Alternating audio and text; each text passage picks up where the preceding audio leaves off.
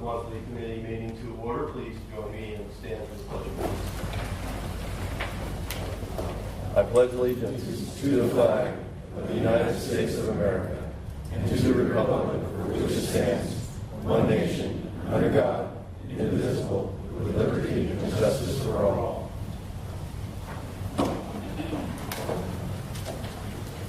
Okay, item number 2 on our agenda this morning is a public comment. And I'd like to ask if there is any public comment for items not listed on this morning's agenda.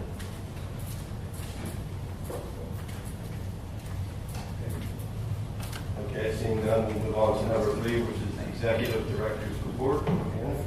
Good morning. Thank you, Mr. Chair. Welcome, everyone. It's a pleasure to see everyone today. I know that we have a few new members, some of which will have to be voted on the Thursday governing board. But if you are a new member, could you raise your hand just so we can recognize Mr. Warren? Yes. Warren? Yes. And you will become a member after Thursday. Yes, sir. Would you introduce? Thomas. Very good. Welcome. Any other new members here today? All right. Great. Welcome, everyone. I do want to mention to the new members on our website, we have a video of member orientation that was given in January. And there's a lot of good information on that about where, what is the purpose of the Space Coast TPO? What is our mission and our vision? And of course, feel free to call me at any time. Our cards are back there, and I am always available to our members. So thank you very much. If you do want to speak, something that you may want to do is your name card. If you want to turn it on your side, on the side. Could you do it, Phil, Just so, facing the front so that we can see who's speaking. Yeah, so that, or you could turn it this way, whatever is easier. I think it would be easier for the chairs to acknowledge that you would like to say something, so we appreciate that. All right, if any of the CAC members did not get a hard copy of the agenda in the mail and you previously asked for it, please come see me. I want to make sure. I thought we did a better job this time. But as CAC members, we do not expect you to print these back, the agenda package. And if you do not have an electronic version, please come and see Laura and I so we can make sure that you get a hard copy. There's a few items. My director's report is on page 4 of your agenda package. A few items that I want to mention. Vision Zero. We have 10 Vision Zero municipalities. And the most recent is the city of West Melbourne, the city of Indian Harbor Beach, and the city of town of Indy Atlantic for adopting the Vision Zero's goal of zero to eliminate traffic-related serious injuries and fatalities. So we have 10. I'm so proud of our cities. Thank you very much. Because at the end of the day, if we're all pulling in the same direction, I think we're going to get to our goal much quicker. I also wanted to mention the Federal Highway Administration and FDOT will be hosting an MPO safety peer exchange. And so for the new members, MPO means Metropolitan Planning Organization. We are a transportation planning organization. It means the exact same thing. Some MPOs just call themselves different names. But this will be held on August the 17th and the 18th at the Florida Turnpike. And it's for all the MPOs around the state of Florida to get together and share practices, best practices, and potential activities to implement by the MPO. So we're really looking forward to that as well. I also wanted to mention there are 2 new USDOT grants that have hit the streets. One is Safe Streets for Roads, Safe Streets and Roads for All grant, and the 2022 Bridge Investment Program grant announcement. I know we've met with Brevard County to kind of talk about the Bridge Investment Program. There were several bridges that they were interested in. We don't think that they're quite ready at this time, but we're going to potentially line them up. And, one of the things that we think would be very helpful is we're going to enter into a scoping for our consultant to align our project priorities with the different grant opportunities. There's so many of them out there. We think it will help position us better to have those conversations with the locals, with you, as well as FDOT as we move forward. This is a 5-year infrastructure bill, so we want to be successful, and we think that we want to bring that money to Brevard County. The Florida Department of Transportation wants to bring the money to Florida. And so one of the efforts that they are going to be doing over the coming months, they're developing a program, and they're going to be going around and meeting with the various local governments to help educate on the infrastructure bill, the grant opportunities. Because a lot of these USDOT grants do require a 20% match, 20% non-federal match. So it's either going to have to be local funding or state funding. And so there's a lot more to come concerning the USDOT grants, so stay tuned for that. And then I want to just give a real quick update on 2 of our high priority projects. The 528 widening, for those members that have been on the committees for quite a while, I'm sure you remember that the DOT did put the design on hold because there was a big conversation about designing the bridge and potential causeway removal of the 528 over the Banana River, that particular causeway. And the reason for that discussion was various studies from FIT, from St. John's River Water Management, related to the potential to increase water flow and potentially water quality to help improve the lagoon. I did want to let everyone know that the Florida DOT District 5, has committed to bridging the 528 causeway over the Banana River, and they're doing it for resiliency. So that will be happening, but they're going to hold off on updating the design until they get the funding to move into a design build. And this potentially could be a future USDOT grant. In fact, DOT's strategy is that they want to have all the right-of-way in hand before they apply for a USDOT grant to be more successful and more competitive. And there is a little bit of right-of-way that's going to be needed, and they are quite there and working through that. It does not mean the DOT is going to remove the causeway, but at least it will provide an opportunity for the future. And once the design build contract can get moving forward, then DOT will be having meetings with our environmental agencies as well and all the stakeholders. So wanted to give you an update on that. I think that definitely opens up some opportunities for the future. And then the last item, the Ellis Road widening project. We had Cliff and the Melbourne Orlando International Airport was so gracious and hosted a big meeting with the stakeholders at the airport. Secretary Tyler was there all day. I think you guys took him on a tour to actually see Ellis Road and how the condition it is as far as congestion and traffic, and pretty much spent the day there at the airport. And we also had the cities of Melbourne and West Melbourne at the table, as well as Brevard County. And it was very productive. We went over the history of how long the Ellis Road widening has been on the books. We have a brand new interchange, but now we have got to get the widening of Ellis fully funded. The right-of-way phase will begin in July, and the DOT is administering the right-of-way phase on behalf of Brevard County, and there's little pieces of right-of-way for Melbourne and West Melbourne as well. So that is going to be a big effort. It should take about 2 years to complete the right-of-way phase, which would put us into 2024. And the construction phase, as you all know, is partially funded. We have roughly 19 million, a little over 19 million, and Brevard County has also committed to adding another 2 million, a little over 2 million, that we can potentially match. But it is basically a $40 million construction project, and so we're a little short. And so the meeting was really good in talking about the potential for any USDOT grants coming up and how we can all work together to move that project forward. And so we also had some sidebar conversations after the meeting.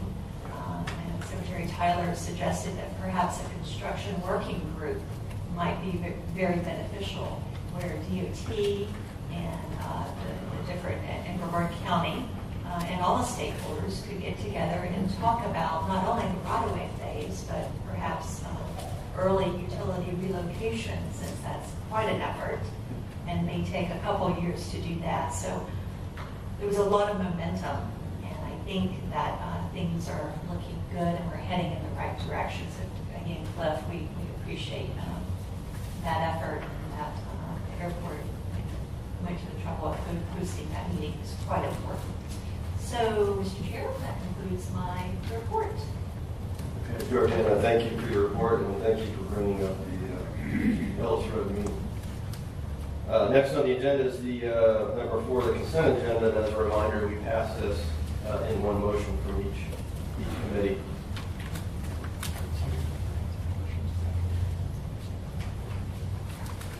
Thank you, Bill. Does anyone have any questions for Bill? Go ahead, Pete. Is the people of Brevard County that use the causeway to fish, shrimp, and recreation opportunities will be very appreciative that the causeway is to be removed by others, because that means the causeway is going to be there for a long, long, long time, and those people that use it will be forever grateful. Thank you, Pete. Any other questions or comments? Okay, we'll move into the consent agenda.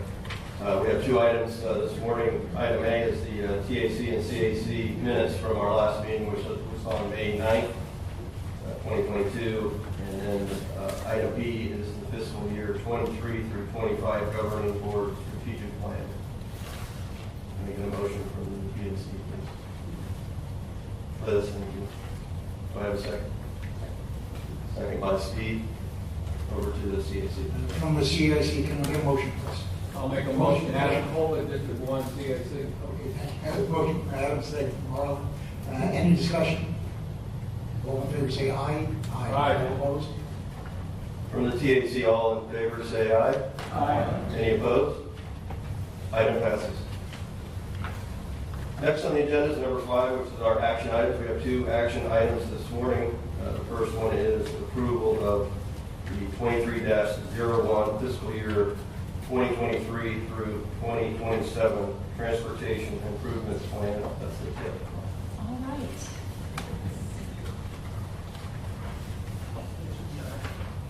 Can you hear me? All right. Do we have this PowerPoint? Aha. And your mic is not on.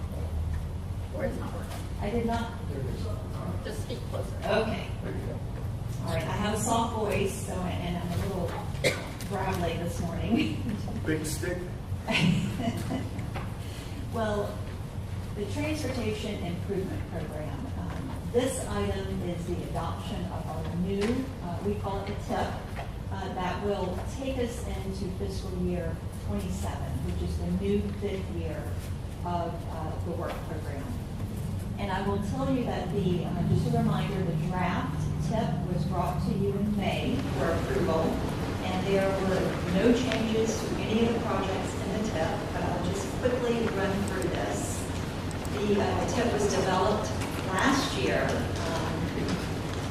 with last year's list of priority projects, which was adopted in 2021. And then that list of the priority projects is turned over to the DOT, and then the DOT funds any projects that they can on our priority list, and that really develops the draft tentative work program. And so that is how the TIP is developed each year.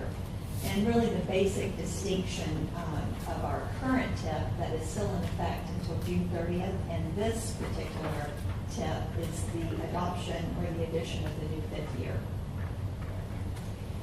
This is the funding mechanism that we use to fund all transportation projects here in Brevard County using state and federal funding. And this is just a very quick snapshot, $1.1 billion over 5 years. And as you can see, the lion's share of the funding is space, sea, and rail, with preservation of the system, which is maintenance, bridge rehabilitation, coming in second.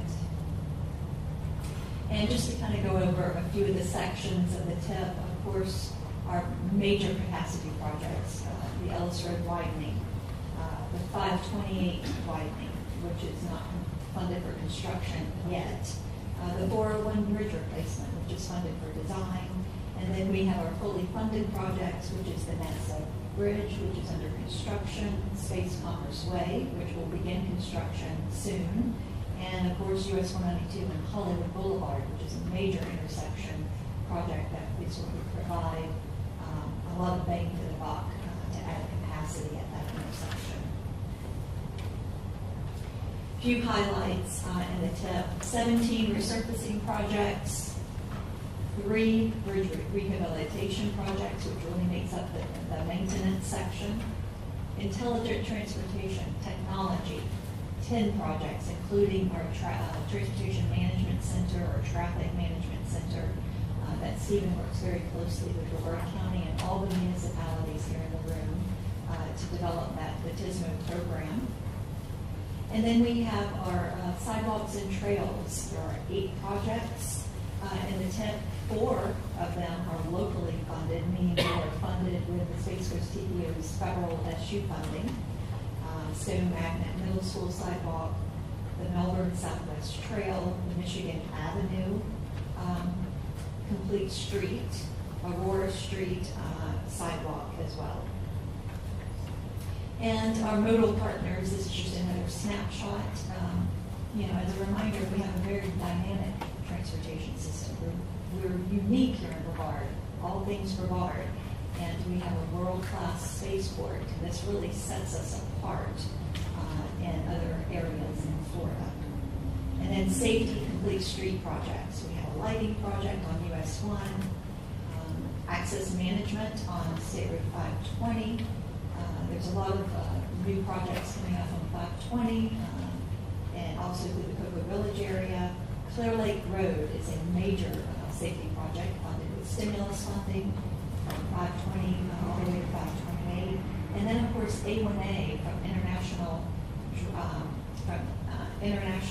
Drive to Long Point Road. This is the major intersection improvement in the city of Cape Canaveral that is going to drive the improvements to the port to make that a sensitive place. This is the proposed roundabout that we have currently have on the books. And when you look at the TIP, the changes really, we updated the public participation comments. June 7th, we had our open house. I did an amazing job promoting it. We headed at Space Coast Realtors Association, and we had a lot of good participation, a lot of online comments as well. And so all of those comments are going to be incorporated into the appendix of the TIP. And also we've updated our performance measures language in the TIP as well. And the last thing I want to mention before we ask for your adoption, I just want to point out and remind everyone that, what you do here as our members is extremely important. Our mission, and especially for our new members, is to plan a transportation system that enhances quality of life and economic development by engaging the community. That's our mission. And our vision is to provide a safe, multimodal, innovative, and resilient transportation system for all. And we advance this vision by adopting this TIP. That is what we do every single year. You are the Space Coast TPO, and our governing board are policymakers. You wear the TPO hat, and so you all out of this room, you may have to talk about the TPO and defend some of the things that we do. But you are the TPO, and I just want to say thank you for what you do. Some of the projects in the TIP we may not have complete control over.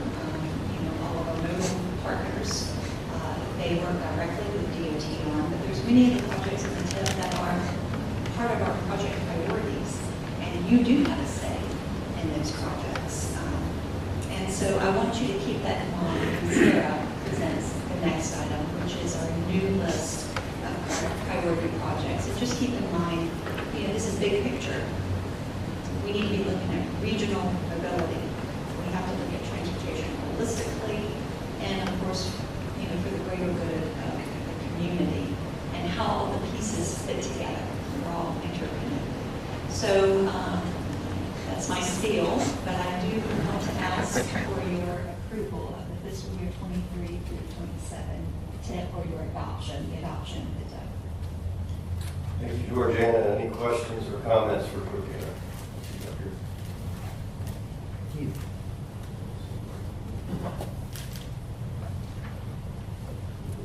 Yeah, Georgiana, I'm looking at Rywall Boulevard in Fisk, and it seems like a roundabout was considered for that intersection. Yes, sir. Shouldn't that be reconsidered with Vision Zero on all of our minds? I believe that the local politicians trumped it. That is correct. And, they're playing with our lives now, so I really strongly think that a roundabout should be revisited, and they should go and look at some roundabouts and see how effective they are.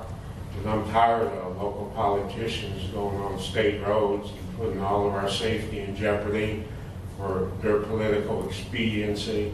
I really don't give a damn if they get elected out of office for putting a roundabout in there, as long as it makes life safer for the rest of the citizens in Brevard County. And that's all I got to say about it. Thank you. Well, I appreciate that. I'll support that, please, Madam Holden. And your comments are I'm just going along with the. yeah, on the record, you are correct. It was not popular with the city council, Rockledge City Council. There is some work going on. We do have our consultant taking a look at that, and they are looking at all the different alternatives. And it is possible that a roundabout will be one of the alternatives that will be determined from this new evaluation. And if that happens, then it will be up to the city of Rockledge a second time to either say yes or no. But they want the intersection realigned at Ward Hall.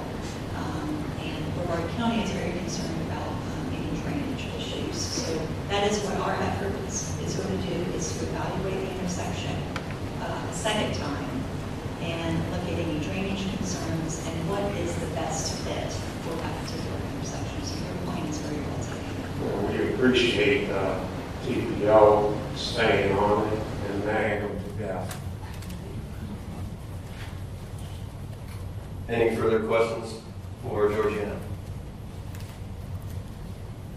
Thank you, Georgiana. Good job. And from the TAC, I would look for approval or look for a motion for the 2023 to 2027 Transportation Improvement Program. Motion to approve. Frank and Scott seconded the motion. Any further discussion from the TAC? Over to the CAC. And from the CAC, can I get a motion, please? So moved. A motion from Guy, we have a second. Second from Arlen. Any further discussion? Seeing none, all in favor say aye. Aye. All opposed? From the TAC, all in favor, please say aye. Aye. Any opposed? Item passes. Okay, item B, adoption of the 2022 list of project priorities. What is there? Good morning, I'm Sarah Crowell, I'm the Senior Transportation Planner with the Space Coast TPO, and I will be presenting this year's list of project priorities. So taking kind of a step back and kind of reiterating some of what Georgiana just said, is the purpose of the list of project priorities is to basically mobilize the TPO, so our committees, our board, our municipalities, all of our partners that we work with, to basically communicate what projects we feel need to be moved forward, funded, implemented, and communicate to FDOT where we would hope that they could direct funding. So this is really where we have that opportunity to be vocal about where we want to see the federal funding dollars and state funding dollars go. When we're thinking about the list of project priorities, I want to encourage you to think interregional, so from MICO to MEMS. This is basically an outline of what are the priority projects that make an impact, not just to the citizens of one municipality, but to Brevard County and the Space Coast as a whole. So where does the project priorities fit in our planning process? So you just approved or recommend approval for the Transportation Improvement Program. And essentially what the list of project priorities does is it bridges our long-range transportation plan, which is updated every 5 years. And it bridges those projects to that funding. So it's almost like the mechanism that takes the projects out of the plan and actually gets the projects moving and funded and going. So over the past several years, we've made some really great big wins from our list of project priorities, where we've been able to fund many projects, as Georgiana just demonstrated. And there is a map in your agenda package that does show our fully funded projects from the list of project priorities. So what has changed since 2021? As you know, we adopt our list of project priorities annually. However, every single year, we've been kind of tweaking and molding and massaging and trying to get our list of project priorities where it's truly telling the story that we want it to tell to FDOT and our local partners. So this year we did separate out of the singular list format back into multiple categories. So if you recall, the past 2 years we've had one massive list where all the projects were all just listed from 1 to I think 52. And so sidewalk projects were next to capacity projects, were next to complete street projects, next to ITS projects. And now they are broken out into various categories. We did keep the methodology of how we rank the projects, just now they're back in the separated list. So the categories are SIS/SIS connectors, so strategic intermodal system connectors, regionally significant projects. This is looking at capacity and multimodal, TSMO or Transportation System Management and Operation, your ITS projects. Bicycle pedestrian, making sidewalks. Some trails, which is the shared use network trail system. So those trail projects specifically can receive the state Sun Trail funding. They are eligible. Planning/studies. Then we have 2 new categories that we had not previously used. The first is grant funded. So these are regionally significant projects that it was expressed to us that they would be potentially pursuing large federal grants, and that we felt should be elevated to having its own category. This category is not ranked. And then FDOT has expressed that they would like us to start telling them through our list of project priorities areas that either have a resurfacing about to happen or other FDOT projects ongoing that we feel really needs a better, closer look in regards to safety. And so we do have a couple of those projects as well. So before we get into the projects, a reminder that basically this is the way that they are ranked is first in a quantitative score of 0 to 100. I'll kind of show you a summary of the screening criteria in a second. Then a qualitative score of 0 to 15. So our ad hoc transportation subcommittee made up of all the municipalities have the opportunity to come in and they say, I feel like this project should be higher on the list and we would like to recommend 10 points be added. This basically is in the event where it's like, this is such a regionally significant project that it really should be elevated. Discretionary ranking. Any member of our committee or board can make a recommendation to move a project based on a consensus recommendation, so everyone need to agree, and with our governing board having the ultimate approval. So going back to that quantitative score of 0 to 100, as a reminder, the screening criteria is safety, so targeting high crash and high speed corridors, transportation land use, we're hoping to improve multi-mobility choices, access to community resources, economic development, sustainability and resiliency, the sustainability of sea level rise and drainage and improving water quality. Innovation, these are projects that are increasing travel time reliability through ITS or other innovative and unique solutions. Multi-mobility is bicycle, pedestrian, transit needs. So what's new?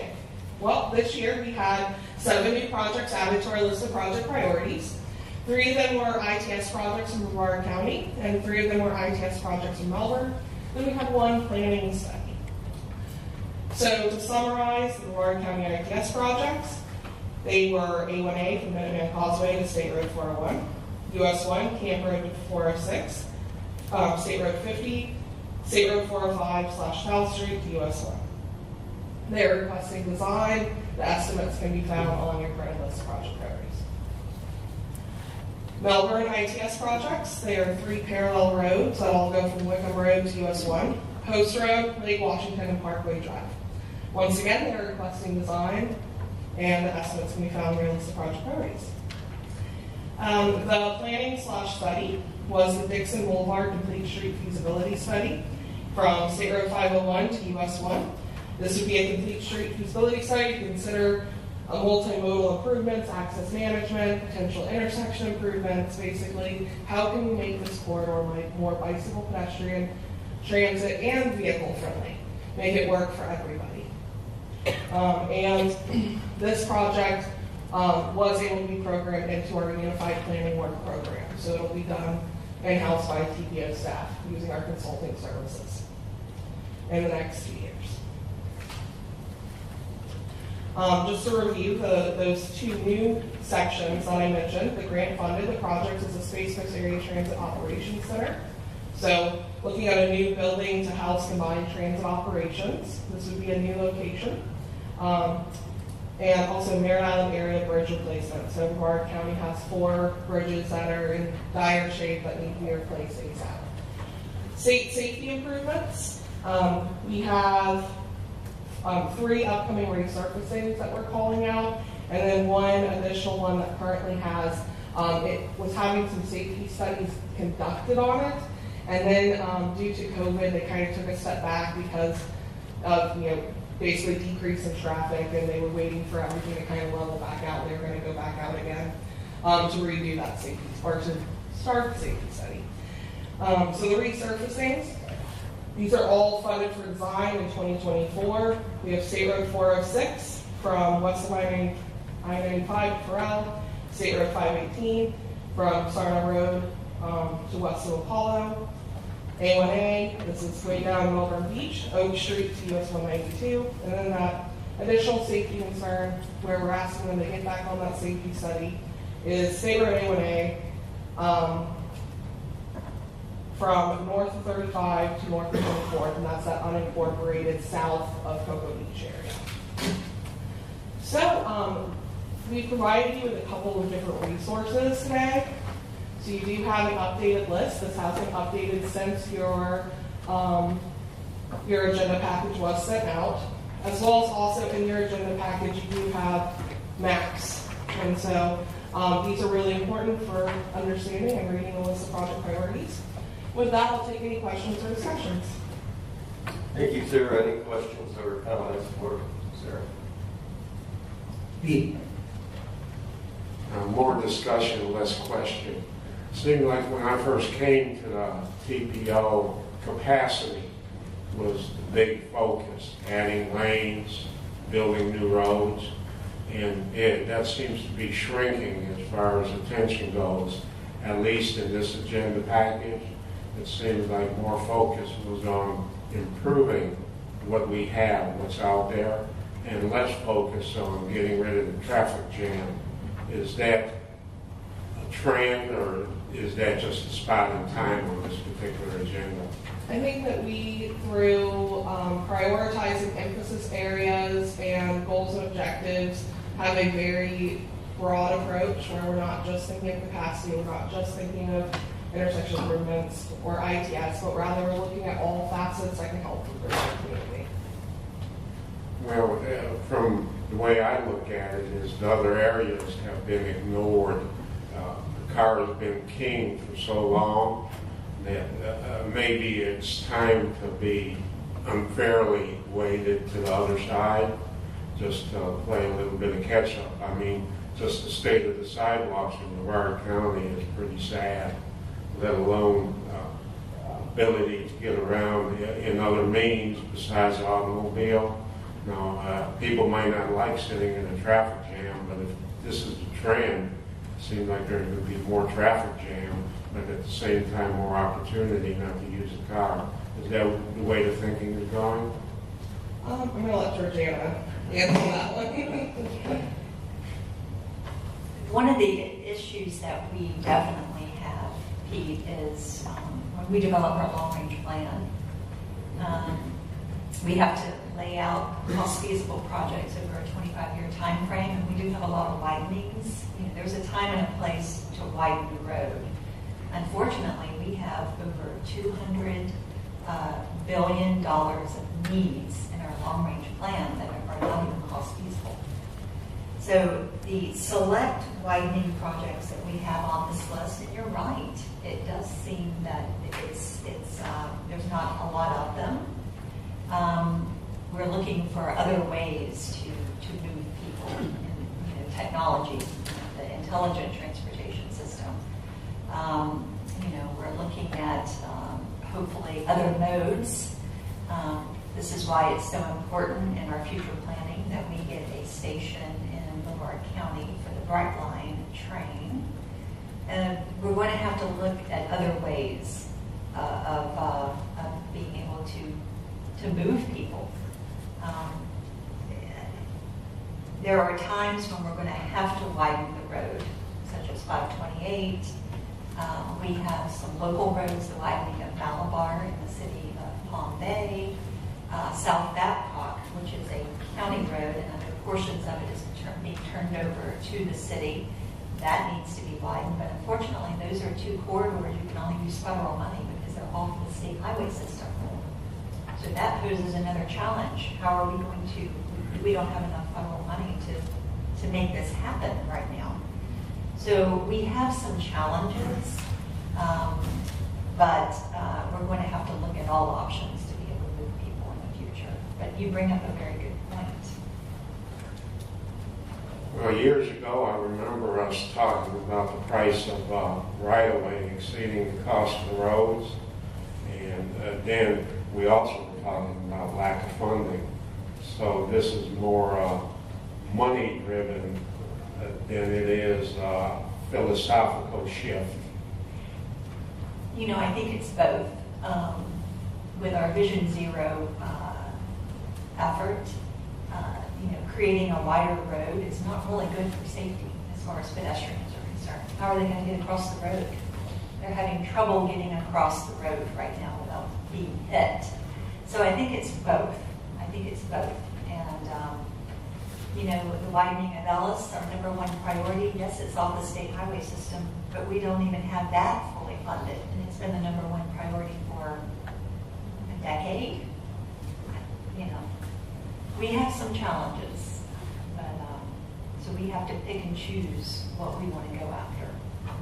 I'm going to sign off with I appreciate the effort and the look to make all of us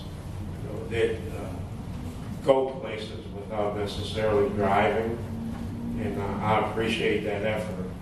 And this morning coming here, I actually saw a bicycle detour where Brightline is going in, and I've never in my experience seen a good successful detour for bicycles. So I can see the drift in a positive direction. The second hard part is to get people out of their car, and that's for another discussion sometime in the future. And thanks for, clearing my head on this. I want to add a couple of comments related to what Pete had to say as far as congestion and that kind of thing. If you notice, there was sounding a little parochial. The top two ranked projects that are regionally significant are the widening of Malabar Road from St. John's Heritage Parkway to Minton, and then the widening of Babcock from Meco Road to Malabar Road. Everyone who lives in Palm Beach particularly knows the amount of construction that's going on Malabar Road and the congestion that already exists, much of it due to the high school located right there. And going from west to east to Minton Road, that can take quite a while, especially in the mornings and the afternoons. That's a critically important road to widen. Again, as some of you know who've been on this board for a while, that project particularly was considerably lower on the list of project priorities. I've been talking about it for a couple of years, and TPO finally decided to move it up on the list of project priorities. That and Babcock, the widening of Babcock Road as well. But if you'll notice, the design phase, which is scheduled for the year 2026, is not even funded yet. So that's something that, again, that I think this board, as well as the TPO, so we still need to continue to talk about it. We need to get it funded somehow, because it needs to get done. It's going to be extremely dangerous roads, both of those, in coming years, unless we do something about widening it. And I also want to mention, I appreciate that, Bill, the city of Palm Bay has committed $7 million for the design phase. And so what we are doing is working with the FDOT to try and match that. So that is a very proactive commitment that we appreciate very much. And also the city of Palm Bay has been purchasing the right-of-way. And I think they own, Frank may be able to answer this, over half the right-of-way already for the widening of that road. So that's what you want to see. That's some proactive leadership there to be able to get this done, hopefully sooner rather than later, at least the design phase. And then the less right-of-way you have to buy, the quicker potentially we can move the project forward. So again, it's off the state highway system. So we can't use traditional state funding on it. We have to use federal. And there's not as much federal money to go around. And so it's number one for a reason. It's definitely needed. And this is a good message to DOT for them to understand for our regionally significant list. This is number one, and we need your help to try and get this fully funded, the design phase fully funded. Yeah, thank you, Judy. And also, I just want to mention too that yes, city has bought up some of the right of way along Malabar Road, but also some of the developers of the recent development that's been going on Malabar Road has also contributed some right of way to the city as part of their development agreement, and we certainly appreciate that. Peter, you had something to say? Yeah, I had a question. On the summary of screening criteria, how are those items weighted? They are all weighted equally, so it adds up to 100 points, 20 points in each of those. That was previous criteria that had been presented, I believe, in 2020. And then we did make some minor tweaks to include the new ITS master plan that was adopted last year and the Vision Zero network. But it didn't really impact the weighting of the scoring. It was just being more mindful of the plans and programs. So staff made the tweaks. However, the original criteria was presented to the TACCAC, BPAC, and governing board and adopted, and I believe it was 2020 in our policy. Or maybe that was last year. So the governing board does the ranking? Well, they approved the criteria for the ranking. Internally, we go, well, the process is that we provide an application to municipalities where they do the initial ranking, and then basically it's specifically Laura and I go through those applications. We check each of those ranking points, and it's all based off of the criteria that was previously approved. And the discretionary ranking committees and the board to move a project? So that was exactly what Phil is basically just alluded to. Was last year the governing board discretionarily ranked Malabar and Babcock. So they discussed it and agreed that they felt like it should be moved to the top. So this is, it's not really data. So I don't want to say it's all not. discretionary, right? No, the qualitative, the quantitative score is 100% data driven. That is absolutely every single question within that criteria is black and white, based off of data or previous program plans and programs that also use data, such as our ITS master plan. We do recognize that data is just one piece of the puzzle, and you can't take away the human impact of also having the ability to review and consider things that maybe the data is not telling the story of. And so that's why we did build in the qualitative and discretionary ranking, is to basically give the opportunity for our transportation subcommittee and our other committees of the board to have that test on did the data tell the story issue. We're still high. Yeah. Well, if the basis of your data is valid, your score will be valid. If it isn't, it isn't. So it's still discretionary. That's all. In the long run, yeah. Anyone else? Any other questions for Sarah? Just a comment from Adam Kohler again. Due diligence, I appreciate the candidness that you've displayed today.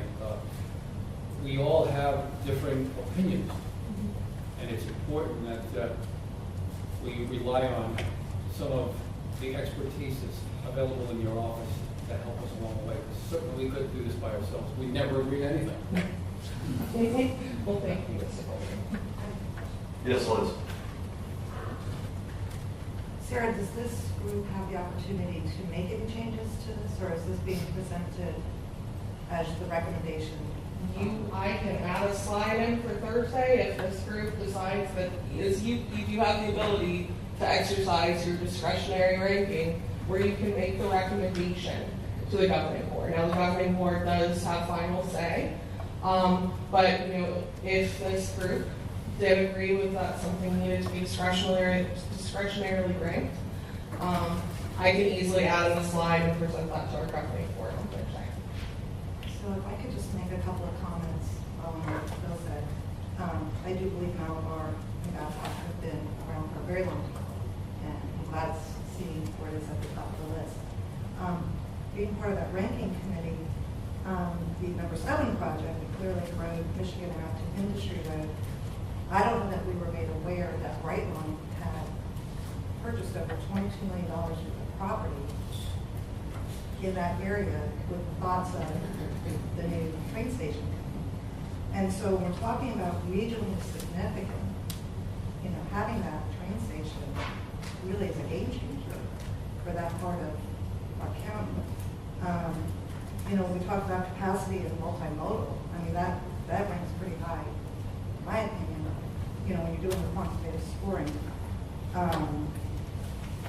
we talk about space, sea, and rail. This is it. This is the regional impact that this county will be a game changer. So, with Brightline's $22 million commitment and the opportunity to maybe move that project, at least to the top 3, do we have that ability to add some of that quantitative scoring if this group feels that that may be a consideration to move it up based on that information? I'd like to maybe hear some discussion. Before the discussion is opened up, absolutely, if this group made a motion to request her to be moved to 3 or what it might be, then we definitely could present that to our governing board. Mr. Chair, if I may, you bring up a very good point, Liz. One of the efforts that we're going to be working on is developing a rail safety committee with our consultant and looking at a study, a station study, to see what that is going to look like. We've already determined through our station location study that was done back in 2016 that the location there at the Cocoa Curve, where Brightline owns all that property, is the number 1 location. But as we move forward and continue working with them and and try to put together what our station will look like over the next year, they're going to they're going to want a way to get in and out.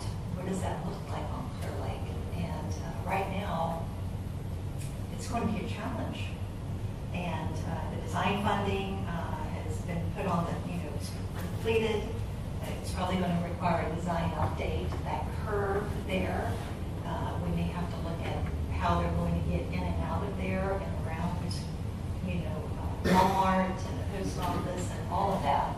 So it does need to be looked at, and it's a very important step for economic development that is going to impact this whole county. So you bring up a very good point, and this is exactly what I talked about when I was at the podium. So, that it is entirely up to this committee to make a recommendation to the board.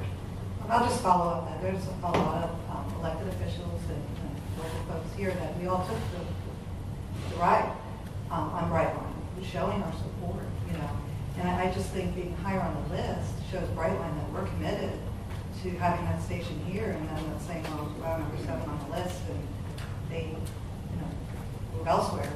So that was just my thought, to show the support to Brightline that this county is fully on board with their project. So I'll end it. Yeah, Pete? Yeah, I recall Brightline giving us a presentation, and I was really amazed at their business model. That was really smart, where they were moving people from large urban cores to Orlando International, and then once again from Orlando International to downtown Tampa. In their business model, they were picking larger cities in the urban core and moving those people non-stop so they could make good time to their destinations. And then us, try and hold a little stick, we said we'd like a station here in Brevard County which doesn't really fit their business model so well. I can appreciate them buying land where they did, because in the back of their minds, they've got leisure boats right there at the port. They've got Orlando International. The only thing I think is going in their brains, how do they get from there to the cruise ships? And that might be the global picture, and that comes directly listening from the man who was giving us the presentation. I'm not making any of this up. It's just, after he gave us presentation, I looked, how could I buy some stock in this company? And, that's where, that was very smart. And he also said their parking was $5 a day. So that's their business model. Move people from urban cores to transportation hubs, and that's how they make their money. Us, we're a little bit of an outlier in this business model, and that's what Georgiana's trying to work on, is get all this to work out. But that's an excellent point you're making too. They own this land. Let's make it accessible for big parking lots and people to get in and use the system. And, that's what little I know about all these things. Which ultimately, this intermodal station analysis that Georgiana mentioned would look at just that, of how do we get people from this Brightline station to the port, or from our transit system to onto the Brightline, or basically all that intermodal connectivity, and creating this economic hub and driver of the station to not only bring economic prosperity, but also tourism and multi-mobility to the area. But at the end of the day, you're going to have the ground transportation to get there to the station. Yeah. Adam Kohler, would this be an appropriate time to suggest a group of us to get together and do a study to bring back to all of us at a later time? We will be doing that in spring. The spring. Okay. Okay. Yeah, it's in our staff strategic plan, our unified planning work program already. Just we need to wrap up a couple other staffing things so that we have the time and resources to do that. Yeah, Tom?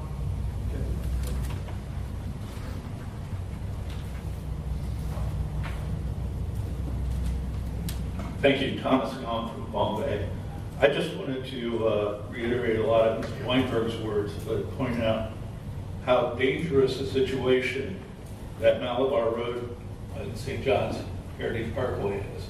It's right next to a high school where we have hundreds of cars with drivers with less than 2 years experience intersecting with the parkway.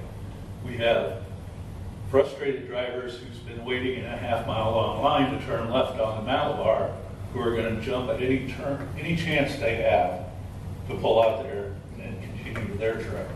So it's a really bad situation, and it's getting worse every day because that's one of the highest growth areas in our city. Thank you. Anyone else? Go ahead. My name is Brian with the City of Cocoa. Just in reference to the Bright Line project and everything, we know they've purchased the property, and I know we're talking about moving 7 up. I think what we're going to find, if and when Bright Line comes in, that's going to be a pretty large traffic impact study. It's going to affect more than just the Clear Lake curve.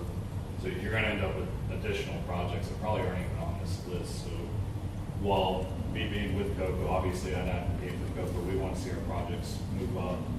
With Brightline, I think we do wait a little bit to see what the study shows, see what the traffic report shows, because you're going to see impacts to US 1, 528 is probably going to have impacts there, Clear Lake, and 524 as well, coming right off of 95. So we'd love to see some of the projects come up, of course, like any jurisdiction would, but I don't know that we would advocate to go above 1 or 2 there. I mean, there's needs right now for Malabar and Babcock. We do have needs on 524 as well, but those are our future needs. So I hate to say it, we don't want to sit and wait, obviously, but if a player like Brightline comes in, they're going to have to commit more than just their land, obviously. They're going to have to make those improvements. And hopefully at that point, FDOT and the city and the county can help with those improvements as well. Yeah, I want to make a couple of comments on the point that Liz made. We all know that Brightline bought that property. They've never publicly come out and said, yeah, hey, this is where we're going to build a station, but it's a pretty good idea. They spent that kind of money. The thing about it is we talked about it for years, trying to get Brightline built for a station in Brevard County. We'd all like to see it. I'd like to see it in Palm Bay. That's not going to happen. But anyway, I think that Brightline has always looked at it as how much of a commitment are we willing to make to get them to open up. And I think by moving this project up somewhat on the project priority list would show them that we're really serious about it. Like I said, they bought that property, they will undoubtedly build that station at some point.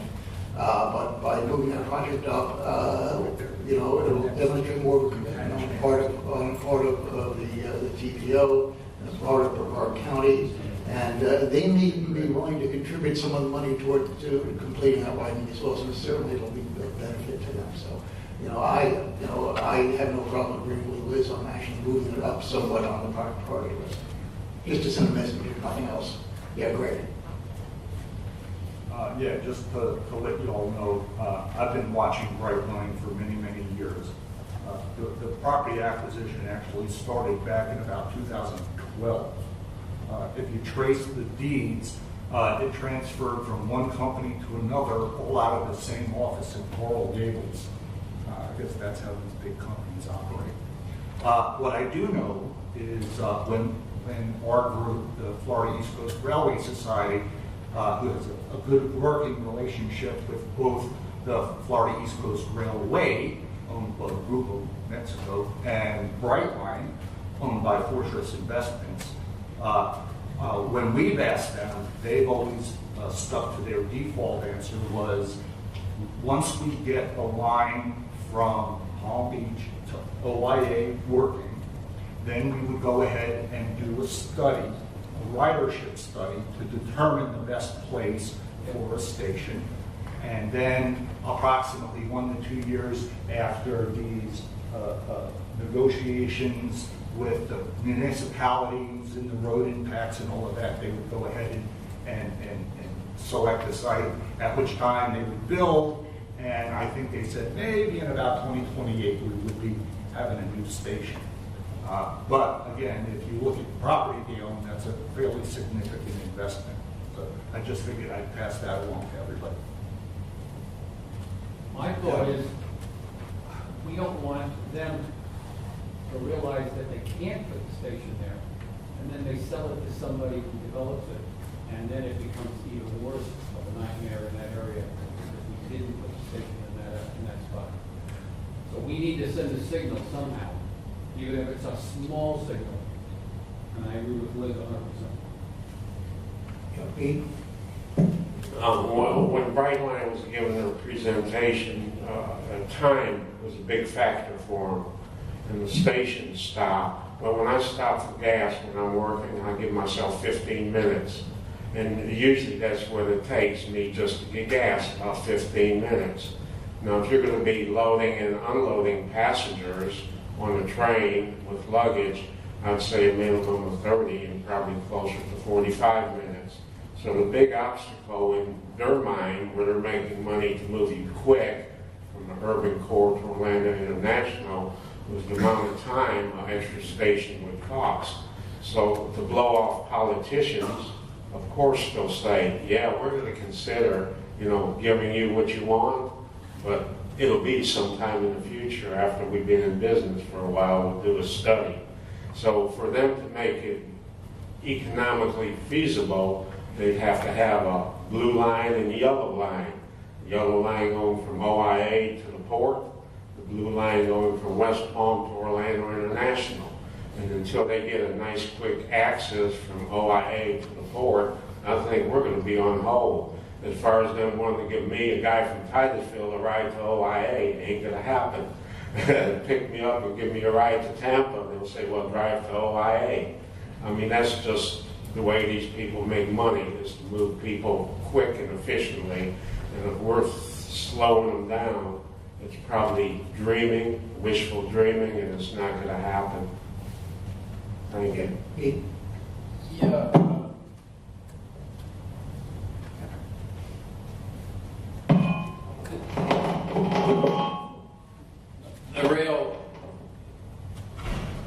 The rail companies have an economic model, and all we have to do is take a look at where they have rail stations now in order to understand what their economics are. And if you go to Fort Lauderdale, they have a sizable piece of property in which they've built high-rise apartments, in which they have put in commercial buildings, and so on and so forth. And what they're doing is moving people through there, and which they lease out. And that's the fundamental economic driver of a station.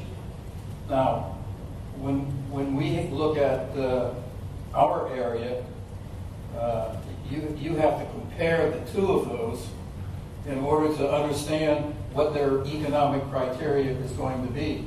It's not just moving people.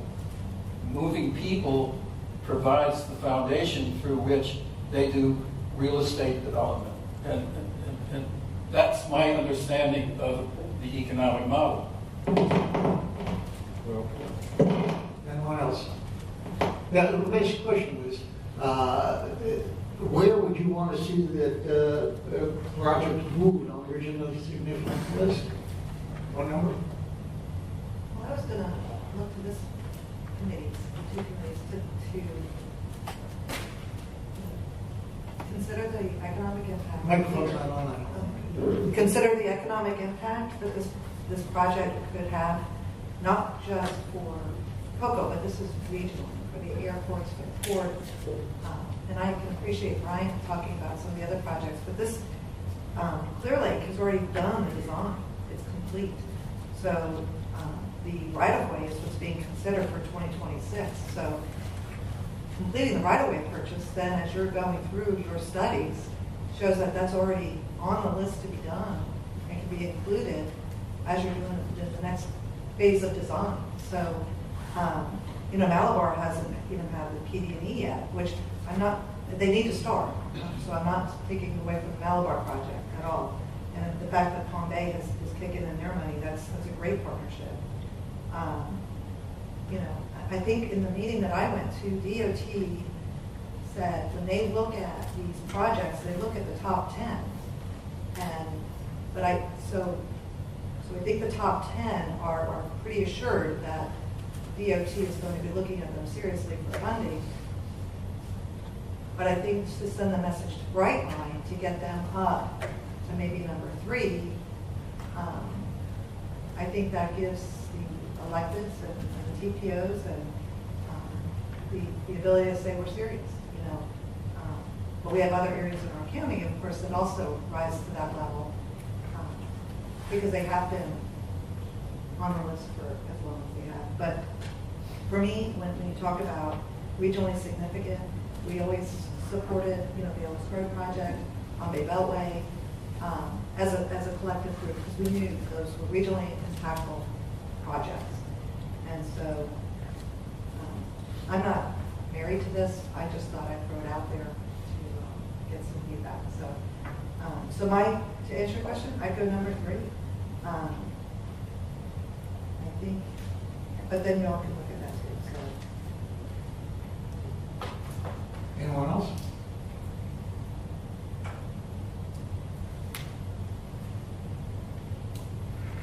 Okay, Sarah, thank you. Have some lively discussion on this. Why don't we take this up in the TAC? I'll ask for a motion and then a second and have some discussion. Perhaps may change that motion.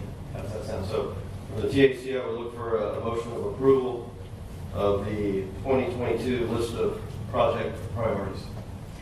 If you would like to see the changes that Liz is making, when you make that motion, please include some sort of discussion of what Liz is making. Okay.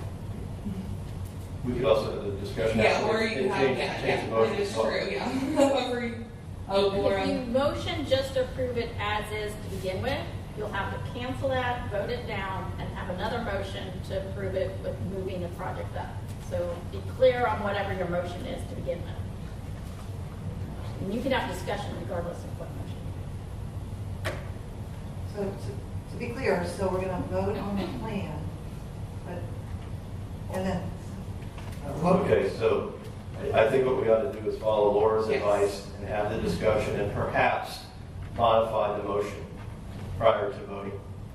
Yeah, let me interject, Cliff. Liz, if you want to make a motion to approve the tip with inclusive of moving item number 7, the Clear Lake Road widening, to number 3, simply make that your motion, then we can have a discussion.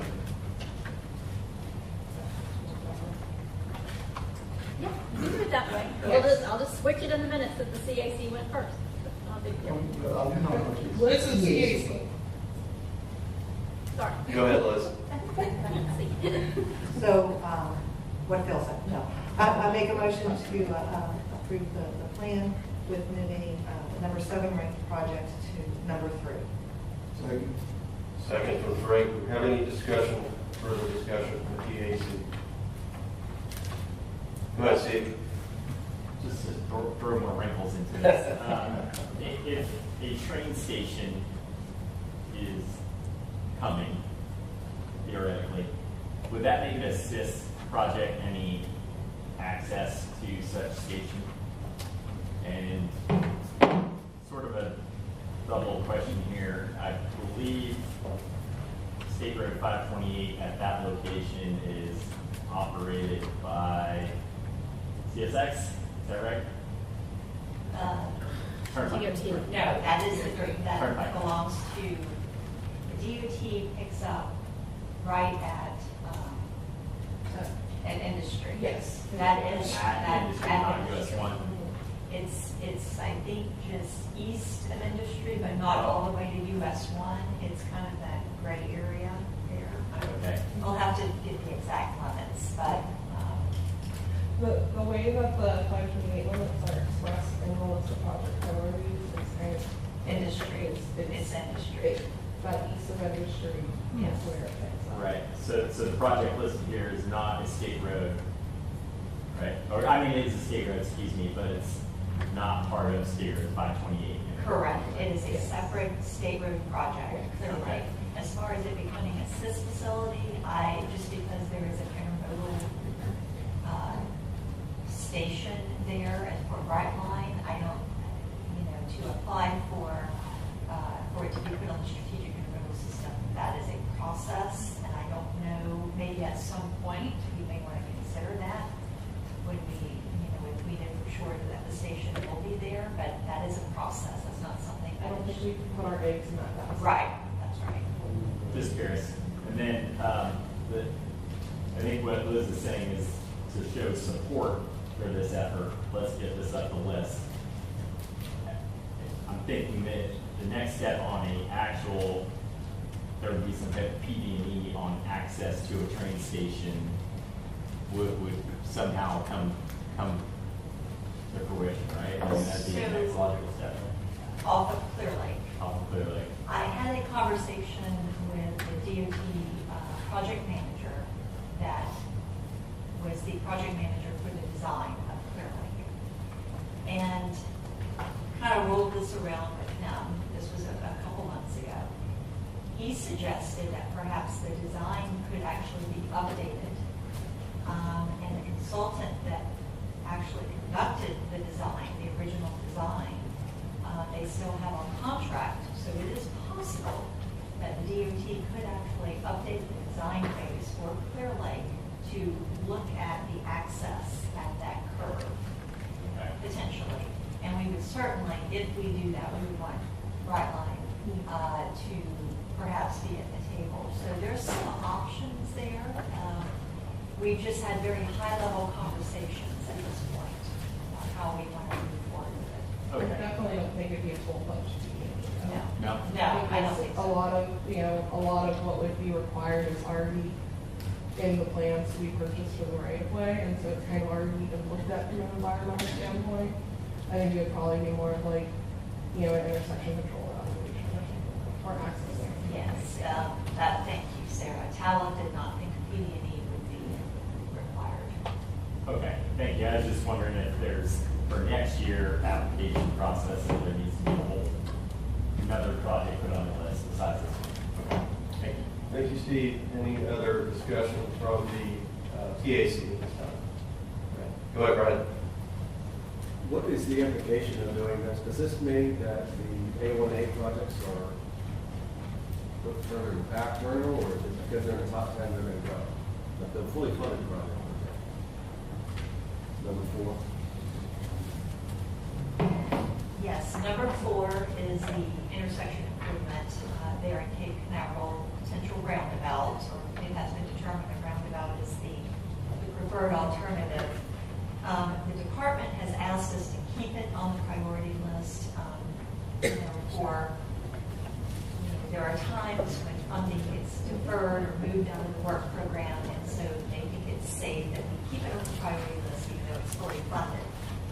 And the next section, which is the number 3 priority, from Long Point to George King, is really phase 2 of that project. And design is underway, and the right-of-way construction estimate right now is about $7 million. So it will just be one down, one underneath Clear Lake. I don't think it would necessarily push it back. That's not going to signal that not to do anything different. Well, I mean, DOT wants to know our ranking. That's important to them. Number 1 and number 2, Malabar and South Babcock, they're off the state highway system. So they're not competing with your state road projects because they're using different flavors of funding, so to speak. So, it elevates Clear Lake. It shows the department Clear Lake is a higher priority than that section of A1A. I'm not going to lie about that. But at the end of the day, I think what gets pushed forward is what money they have available for that particular phase. And so, there's a lot of unknowns there. There's a lot of unknown with this particular. I understand the priority of doing this is to kind of get Brightline a signal as to our support for what they're potentially trying to do. We're not even sure why they use that property just yet. Is it possible maybe we can just modify this motion and move it up maybe 1 rank? That way we're not potentially impacting funding sources for some of the higher priority stuff that we have right now. Just throw that out there. And also mentioned that it's probably more than just signaling Brightline. I don't know that Brightline is going to light Clear Lake. These transportation projects takes a long time, and the longer we delay doing anything with Clear Lake, if we think that's where the station is going to go, the longer it's going to take to get a station. So I think it's both. I think we need to look at both. This is, on TAC's motion. So if you want to withhold your comment until we get to CAC. Let me just have one other thing too, Cliff, aside from sending a message hopefully to Brightline, this will start the conversation at the TPO meeting on Thursday. As the overorders, and this will start the conversation with them. They can make whatever comments they want and see, what our recommendation is, and see what they want to do. Any further discussion from the TAC? Go ahead, Brian. Just one item with Clear Lake 2. If you take Brightline out of the picture here, this project's been sitting there right away for, I think, 5, 6, 7 years now. So the need's been there. The design has been completed. It's just been stuck at right away for that long because of where it sits on the list. Now we have another potential catalyst here with Brightline that, we all know they purchased the property. Whether or not they actually move on that, we don't know. As it was mentioned, you don't spend that much money just to hold property in that intersection. So I would say moving it up just for that purpose alone, because it has been sitting right away for so long, would be justifiable. And then adding in the factor of Brightline, I think helps with that decision for the whole board to think about. Thank you, Brian. Anything further from the TAC? So we have a motion on the floor to approve the 2022 list of priorities. Also, it's been to include amending that motion to move the regionally significant project number 7 up to 3. Liz made that motion. It was approved by Frank, so we're going to send this over to the CAC. From the CAC, can I get a motion, please? Yeah, Peter. Well, I'll second for discussion, and... Well, we don't have a motion yet from the CAC, but you can discuss it. Right, for the discussion part, several things. One, if they're stuck in the right-of-way and you announce that you're going to do something for a train station, now you're stuck in the right-of-way for a really long time. Now the property is worth $1 million to the owners. And anybody that's dealt with right-of-way knows the way that is. And back to my main point, what do we gain today by moving this up? Brightline is not even going to consider anything until they're in business 6, 7 years from now.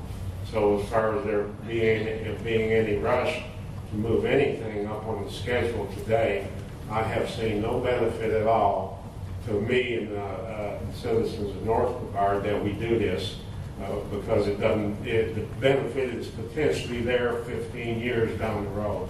I disagree.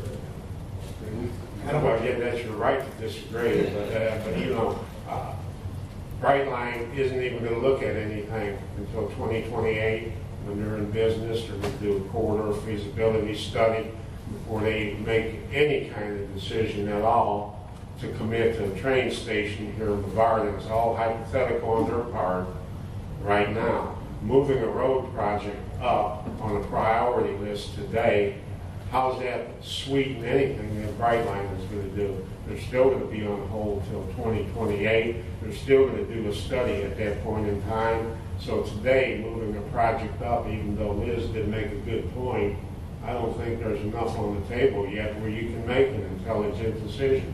Nothing has changed other than there's a potential for a train station somewhere in the time horizon.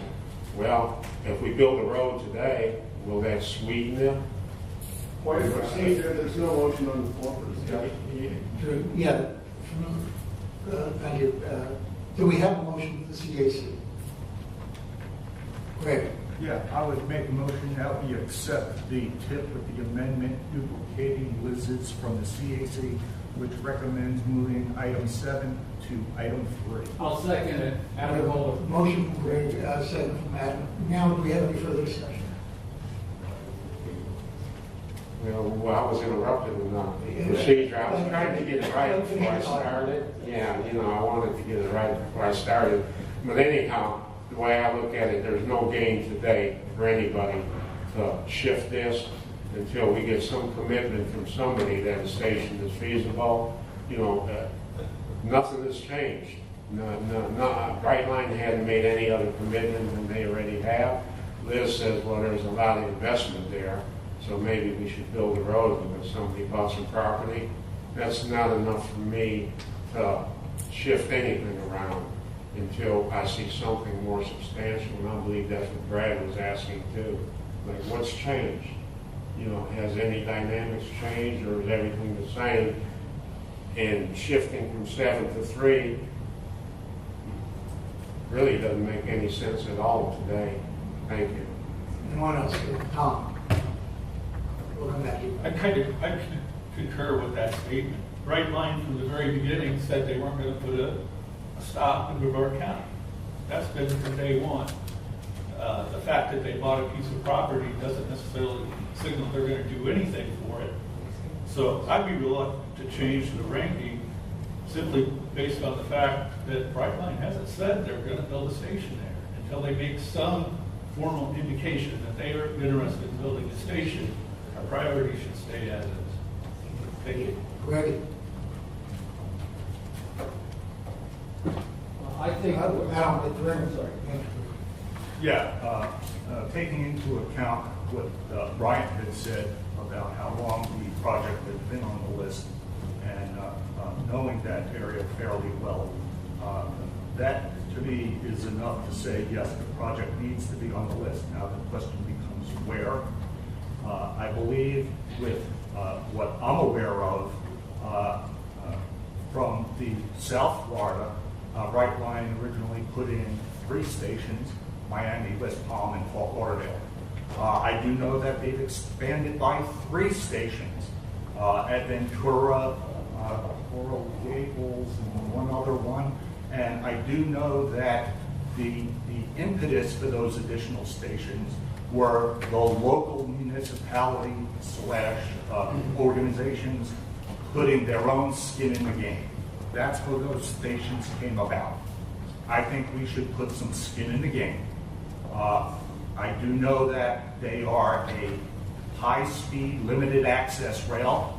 To me, I would equate that to getting on the B line as opposed to US 192. And so that's why I'm in favor of at least moving this up on the list to give the governing board something to chew. Thank My you. point exactly. We're an advisory group, and in order for the Thursday, the TPO that's going to meet on Thursday, we need to send a message. Even if they shoot it down and decide to leave it at 7, we've already made our statement, and that becomes official. It's important we do this. I agree. Anyone else? Yeah, Peter. Yeah. But I understand what Pete has said, and I agree with it.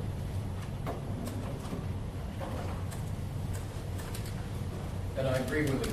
Can you hear this? Yeah. But Liz makes a good point, that we have to show that we feel that a station is going to be very, very important. We've had a conference in Kennedy on transportation and tourism. And had you attended, you would know that a train station was a significant element in promoting tourism in Brevard County. So I also understand that the rail isn't going to do anything unless they have an economic incentive. And the problem is we have 2 timelines that are in conflict with each other. But we're sending a message, and I think the message is important, is that we feel that a train station is important to Brevard County, and let's talk about it, let's move on it, let's negotiate on it, and let's coordinate our efforts. And for that reason, I would support it. Anyone else? Yeah. I would just like to add that the City of Cocoa Planning Department had submitted an application to the school board for a preliminary school concurrency on that property. So Brightline has considered residential transit-oriented development and got some comp plan amendments changed for residential purposes in that area. Just so everyone knows that there has been some thought process as to what they would do with that land, which kind of goes hand in hand with what they've done down south, what you were saying before about having the transportation and the residential and the commercial all together. Thank you, John. Anyone else from the CAC? Do we have a motion and a second? All in favor say aye. Aye. All opposed? Motion carries unanimously. And from the TIC, all in favor, please signify by saying aye. Aye. Any opposed? Item passes unanimously. Thank you. Thank you. Okay, next on our agenda is presentations. We have two presentations this morning. First is the Transportation Disadvantage Planning and Paratransit Program.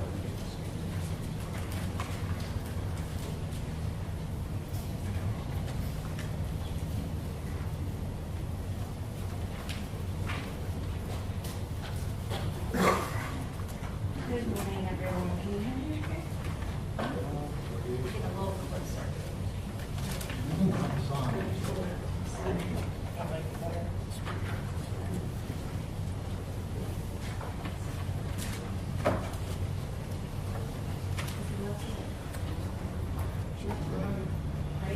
Sorry.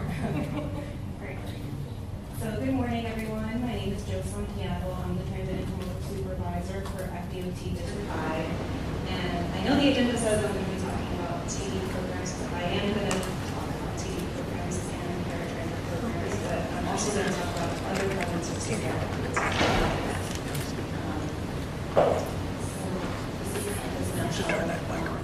What I'll be discussing. So for TD, I'll kind of focus on the differences between Section 5310 and the TD program, as well as providing a snapshot of what funding has come to Brevard County from the transit, FDOT's transit unit in the past. So starting out with introductions of the main contracts that you'll interact with throughout. Again, my name is Joe Santiago, and I'm the supervisor for the transit unit. We also have 3 transit coordinators in our unit, and we divide the 9-county area by the 3 transit coordinators. And Luciana Taylor, who's here today, in the back, she is going to be the main point of contact for Brevard County. And Libertad Acosta Anderson is the manager of our group, and she manages the transit unit as well as multimodal projects. So starting out with our programs, we actually manage the FTA Section 5310 program funds, and this funding source comes from the feds, from the Federal Transit Administration. And we solicit for projects once a year. We hold a grant workshop yearly, and ever since 2019, our workshop has actually been virtual so that people can listen to the workshop, and we have it recorded so they can come back to it and prepare the grant applications if they are interested in submitting a grant application for the program. And the funding source is available for agencies that provide transportation to the elderly and disabled. And there are some differences between the FTA funding and TD, and for the most part, they're 2 different pots of funding. One is federal, one is state. So the TD funding is state funding that is managed by the Commission for Transportation Disadvantaged.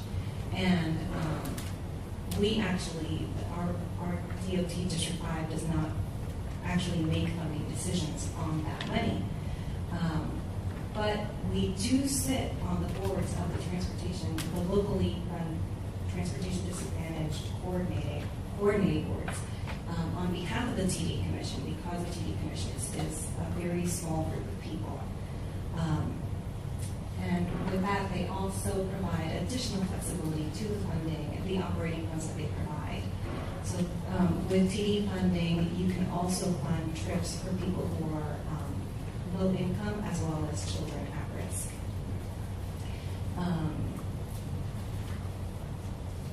This is just a little portrait of how much money you Brevard County receives from FDA Section 5310 funding. We just thought it would be beneficial for you to have a picture of how much funding has come to the county in fiscal year 22 to give you an idea of that. And just to let you know how this funding works, when we fund projects that are capital, we fund it at 80% federal, 10% state, and 10% local funds. And if we fund operating projects, we'll fund them at 50% federal and 50% local match. So this slide gives you a snapshot of what the agencies are that utilize or have utilized FDA Section 5310 funding in the past in Brevard County. So as you can see, it's a mix of the larger transit agency plus small nonprofit organizations. And you can also see that the most popular requests that we receive are for funding vehicles as well as operation plans. So the TRIPS contract is, I don't know if you've ever heard of the TRIPS contract, but it's a program that's run by FDOT's central office. And it's really just a compilation of different contracts so that agencies can purchase vehicles like cutaways, minivans. They can also purchase tools for COVID mitigation. And we're soon going to be adding ITS support or purchase of ITS items.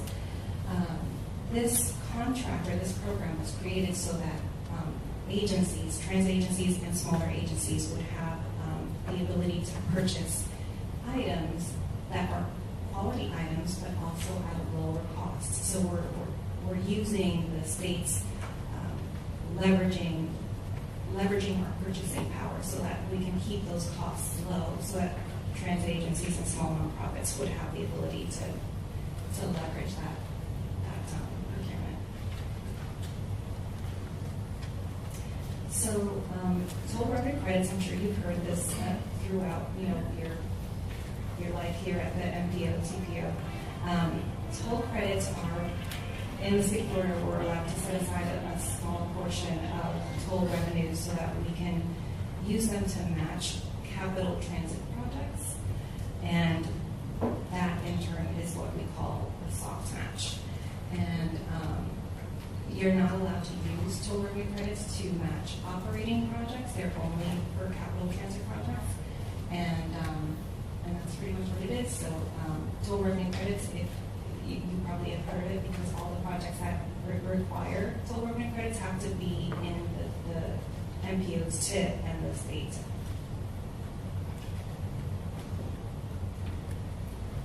All right, so now we're just going to go through our different pots of money that we have, that we manage at the DOT. The first one is Public Transit Service Development Program, and this program was enacted by the Florida legislature to allow for initial funding for new types of projects. So we fund things like innovative marketing or new technologies, new bus routes, some new type of pilot project that the entity would like to try out would be applied for under this program. So we solicit for this program once a year in the spring, and the pot of money is when we make a request, it's 50-50. So we'll award projects that are new in nature, and we give priority to projects with new technologies. Right. So next we have the intermodal funding program, and this program is it's intermodal access, right? So we're trying to provide access to all different modes. So as an example, you guys were just talking about a transit hub, right? So if you were at some point going to decide to do a study on a transit hub, that would ensure the connection between, for example, bicyclists, pedestrians, and transit modes, or connecting to different bus routes or to the train. That would be an eligible type of study that you could use intermodal access funding for, where you can fund studies, where you can fund design and construction.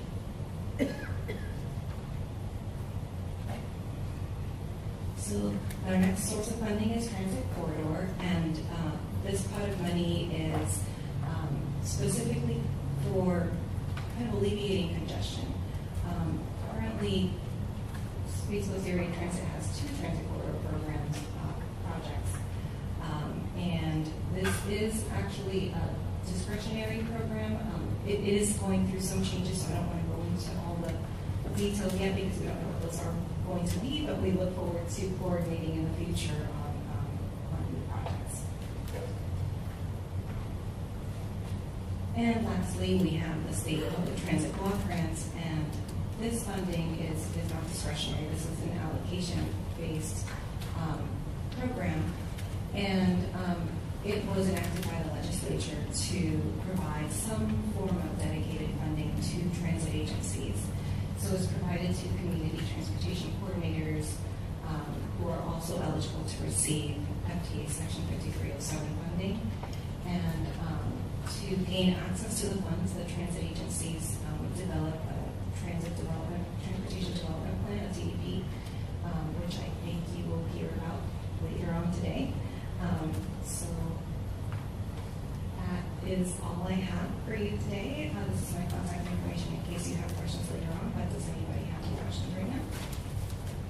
Thank you, Joe. Adam Kohler, I guess I missed it. What's a cutaway?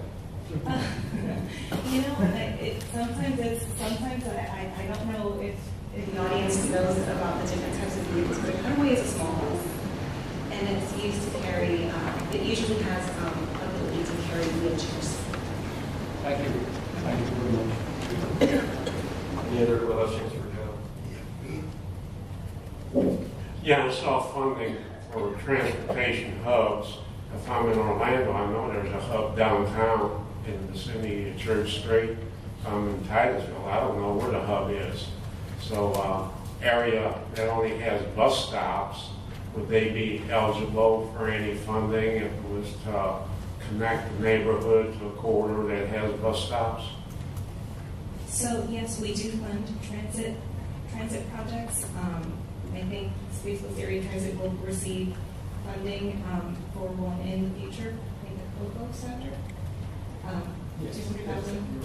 200,000 for a Cocoa Center, but yes, we do fund facilities to connect people to bicyclists and pedestrians to transit stations.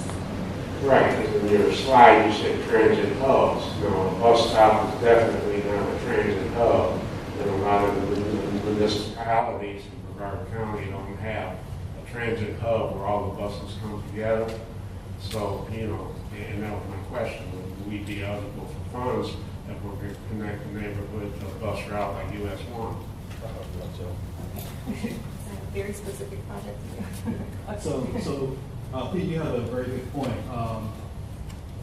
Right now we have 4 hubs throughout Brevard County, and Titusville Center is actually one of them. We have 4 routes that connect right there at the center.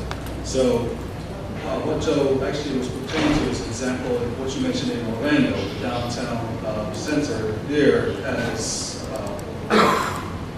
40 or so routes that connect. What we're planning to do is we actually have applied, and Joe and her team have actually approved half of a $200,000 grant that allows us to do the study for our Cocoa Transit Center, which will be our local hub, which is going to connect our 5 routes in one location. And so we actually will be going to be planning to design for that pretty soon. I understand exactly what you mean by a hub.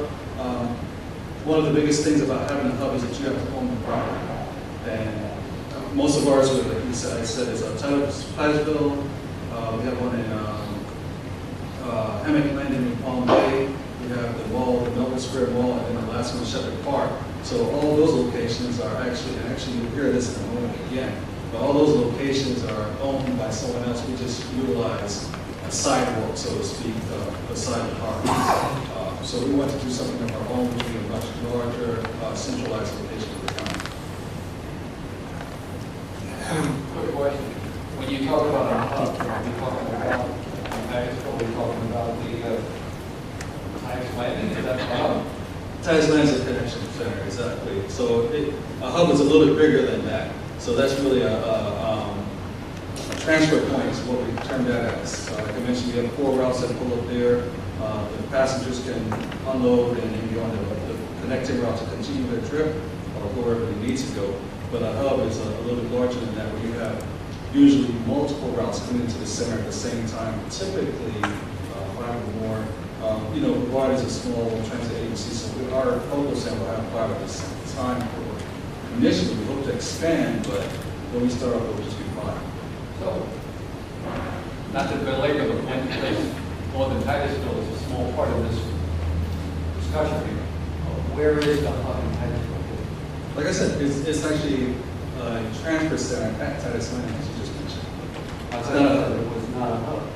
This is a transfer center. There Excuse me, are for 4 what? routes. No, I'm that's all trying right. to understand what's going on here. My background is transportation, but it kind of threw me for a loop there. Thank you.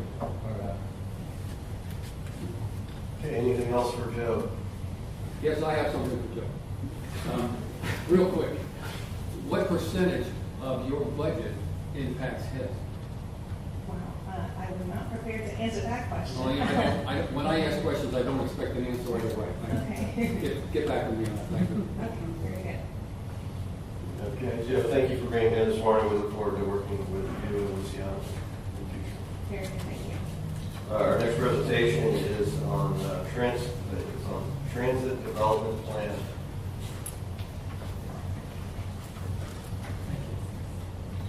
Good morning.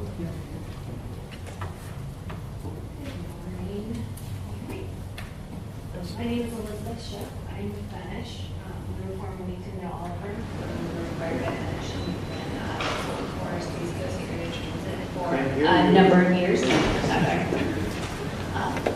Today I will be talking about the transit development plan that we are currently working on for Space Coast Area Transit. Also, I'll provide a brief overview of transit development plan, what it is. I refer to it as the TDP because that's a pretty common acronym used for the Transit Development Plan.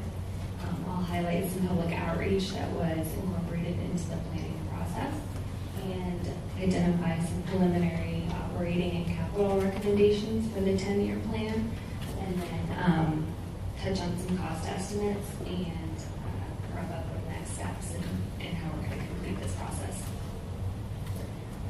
So the TDP, as Joe mentioned, is a requirement for transit agencies to receive annual public transportation block grant funding. It is a 10-year plan, and a major update of that plan has to be completed every 5 years, and that's what we're in the process of finishing now. In the 4 years between an annual progress report or a minor update, as some kind is called, is completed. And every year, Space Coast Area Transit has to submit their transit development plan for the next 10 years to the Florida Department of Transportation so they can secure that block grant funding for the next fiscal year.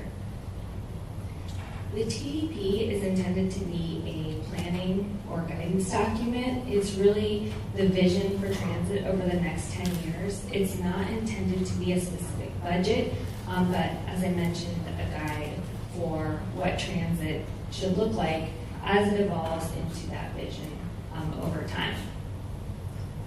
Public needs are identified in the TDP through a number of analytical processes, but also public outreach is a very important component to understand what current riders are looking for and what they want to see the transit system provide, and also what would attract new riders to the system as well. From the public outreach and the analysis that we do, we identify a list of transit needs, operating and capital, technology, etc. And then we look at what revenues are available currently, what are the potential revenues, what are the costs of all these needs, what are the priorities, and we use that information to develop the 10-year plan. As part of this specific TDP process, we're also concurrently preparing a comprehensive operational analysis. And what that is a more detailed look at how the system is operating, all the routes are operating, and it identifies like tweaks and realignments and things that Space Coast Area Transit could do over time to implement some cost-saving measures or make the service more efficient in the short term. So we're integrating those operational recommendations into the 10-year plan as well. So for the public outreach process, we were fortunate in that the TPO actually commissioned a set of surveys just prior to this TDP starting. There was an onboard rider survey and an online public survey, and a lot of effort was put into marketing that online survey. And so we got a lot of really good input before we even started the TDP, both from the general public perspective and the rider perspective. So using that as our starting point, we built on that with other outreach activities over the last 9 months or so. And that includes interviews with community stakeholders and policy leaders. We had some public workshops at various locations. We did our own priorities survey online just to confirm what we heard last year during the TPO survey effort. We had a survey of bus operators because, they're boots on the ground. They see how the routes operate. They listen to the riders, so they're a great source of information. And we had some various email, social media outreach too. Overall, though, we had over 1,700 participants in the outreach, including the TPO effort. So it was a great wealth of information that we had for the TDP.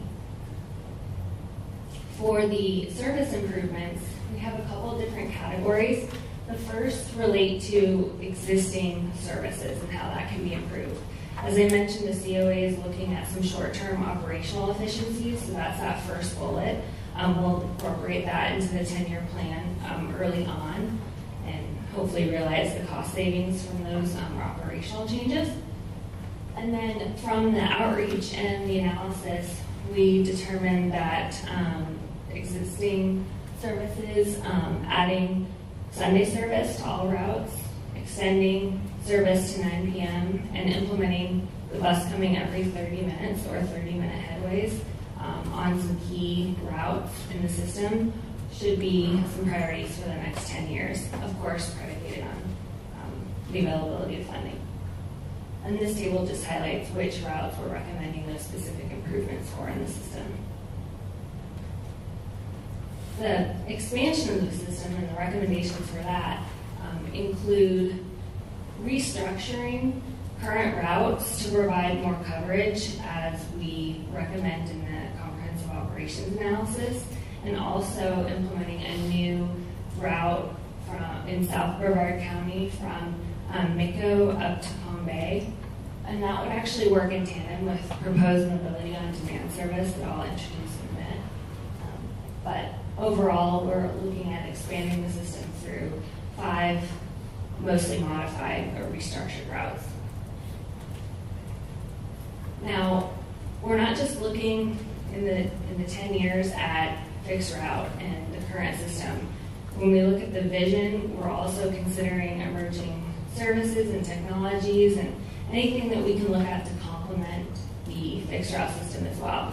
And so one of those service concepts is mobility on demand.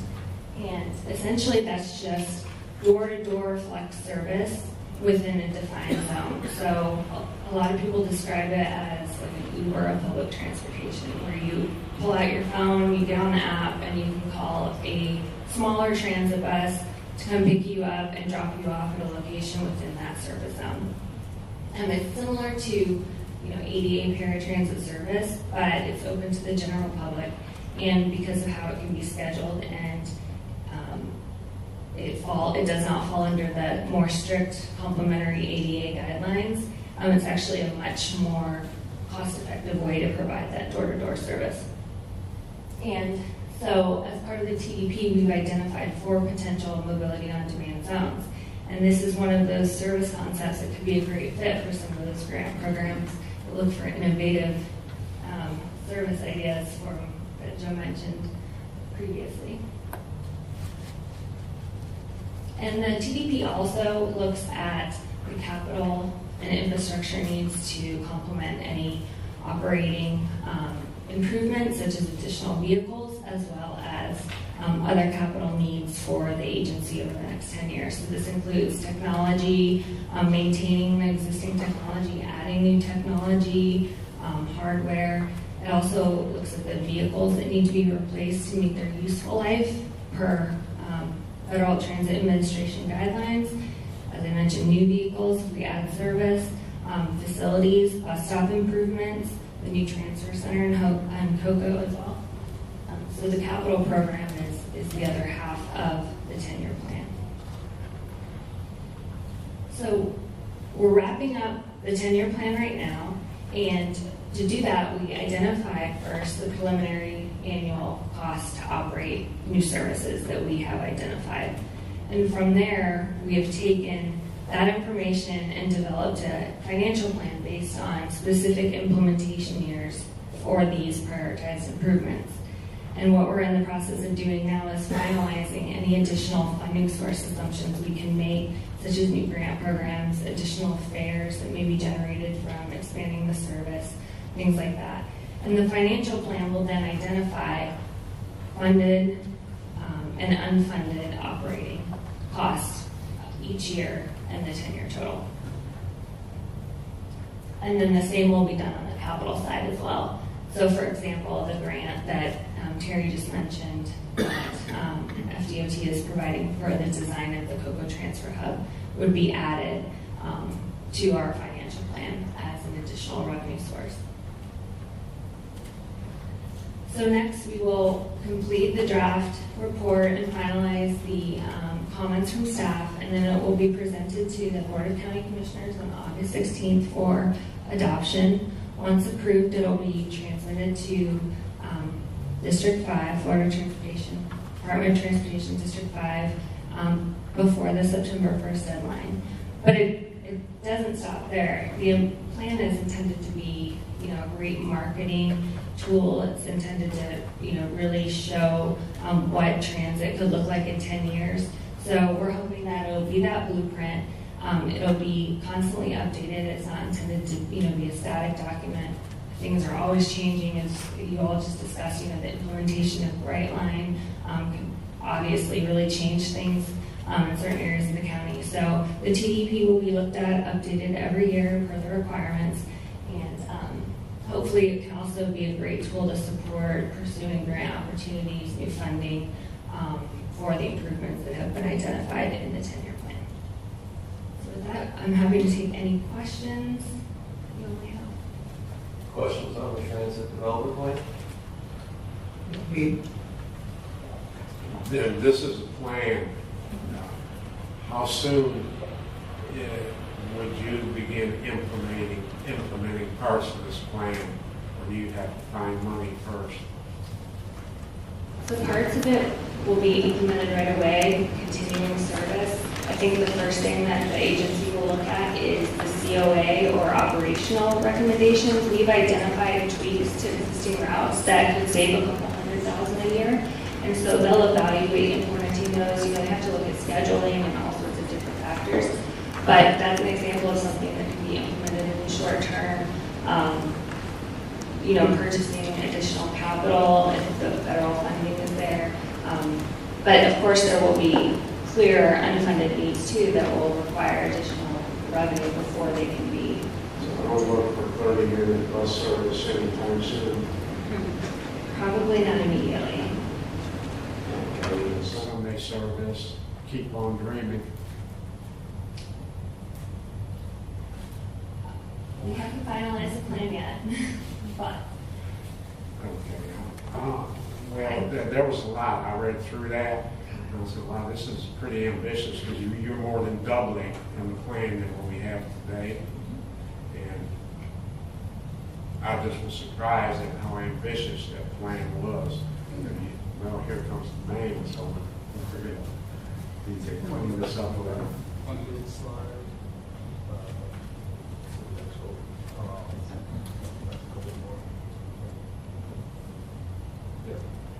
So, Pete, what you see here is the recommendations, especially for Sunday service. Liz put something up a couple of slides after this that shows that there's funded and unfunded. One of the biggest things is that this is not a new plan. This has been in existence. We're doing our update that actually really shows the entire process again. And then, as you mentioned, we do the annual updates. One of the biggest things is we have these recommendations. Now we look, as you mentioned, we start looking for the funding. We start looking for partners. A lot of our partnership comes with FDOT and then Federal Transit Administration to provide the actual dollars to make this happen. Until we can get to that point, a lot of this is still going to be the paper, but what it really is the guide to what we can do in the next 5-10 years. And it has to be done as a component for the TPO to participate in any type of funding, or for it to actually be implemented. It actually has to go through this process. Because we can't just pull out and say we want to add a new route, because the board determines it or a small group determines it or wherever. It actually has to be in this document before we can implement that service. Well, Terry, I like this a lot. I really do. And, I see the hardships that you have, and there's an awful lot of money coming into Brevard County. I mean, an awful lot of money. Like the real estate values probably doubled here in the last 10 years, and somebody needs to start shaking some of that cash loose so where it gets down to the people that need these services. I mean, in houses, the average house is $450,000, $500,000 now. That's a lot of ad valorem taxes going into the coffers. I mean, the cash that's coming in from the space industry and, the way our population is exploding, that's more than real. But now, how do we get our elected officials to get off their tight butts and start shaking some of that down to us people? I'll leave that up to you. Hey, I'm with you, Terry. Yeah, this is one of the things that really gets me excited. I'm thinking, can you implement some of these services selectively to certain routes rather than trying to do the whole thing all at once? Give me an example. I'm looking at the Extend Sunday service, 0.7 million annually. Extend evening service until 9 p.m., 0.9 million annually. So is that for implementing the process throughout all the routes? The way I, okay, I figured so, but I wanted to make sure, I wanted to hear you.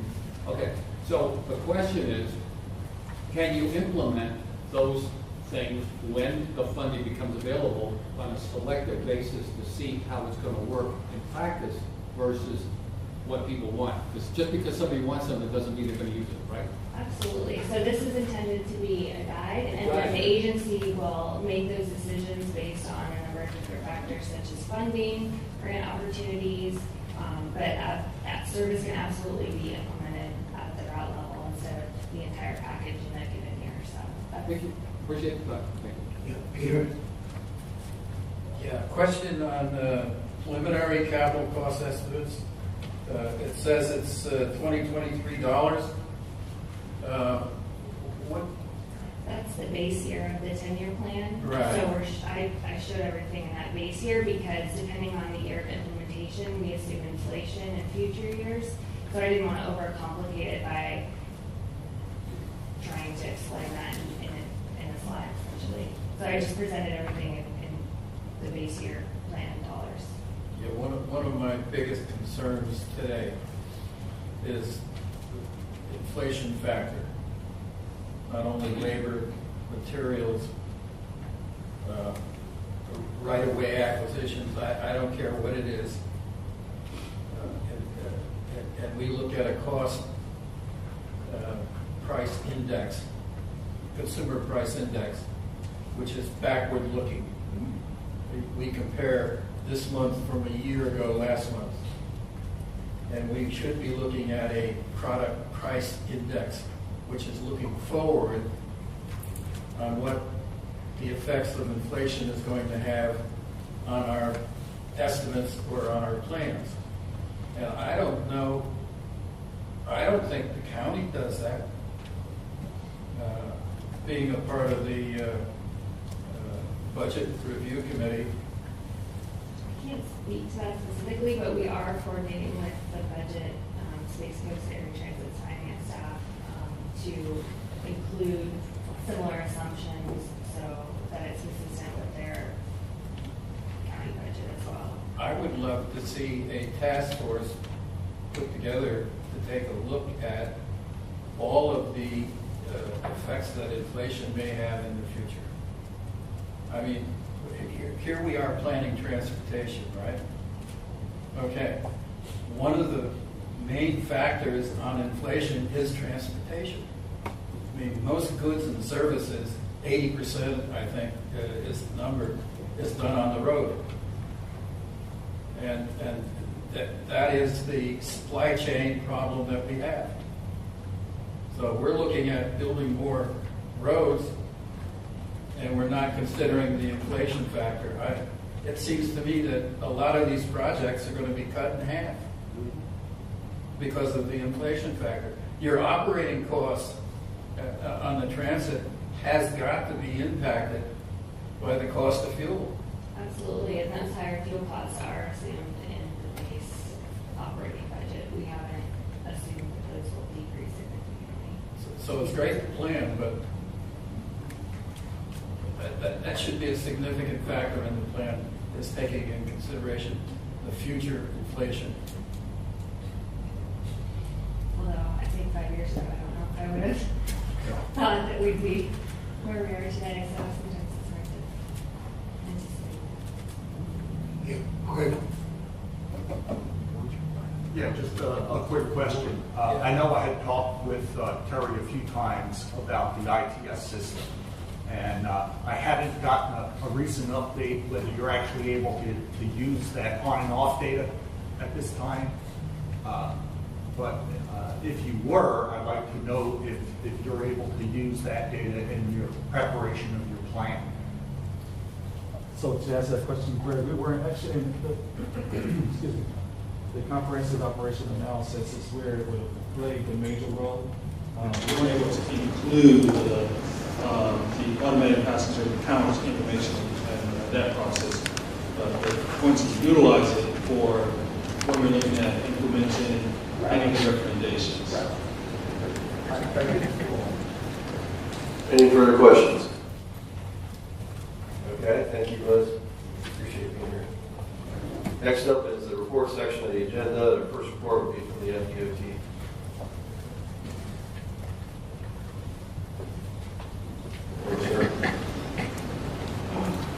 Good morning. Good morning. I'm Tyler Burgett with FDOT. Thanks for having me this morning. You should have our July construction report in your agenda packet. I wanted to highlight Channel 13 News this last week did an article out for one of our projects currently in construction. The Sabre 518 Montreal Ave resurfacing from US 1 to Pineapple Ave. They were highlighting the pedestrian cyclist benefits with this corridor. We're having a 7-foot multi-use pad, and of course, this section, this 0.3-mile section, is a major access point for pedestrians getting to Indian Harbor Beach. So that's a highlight for one of our projects that we highlighted in this one. And they quoted both our safety administrator and also Kim's administrator at the TPO. We're thankful for our partnership with the TPO and all of you in these projects. Lastly, we did finish one of our projects at Melbourne Causeway over the Indian River Bridge, the fender repair project that we're doing. We finished that this past month. And with that, I can take any comments or questions that you have on the construction report. Any questions for Tyler? I just have the 518 project that you talked about, is it both ways or just one direction, or because there's a eastbound and westbound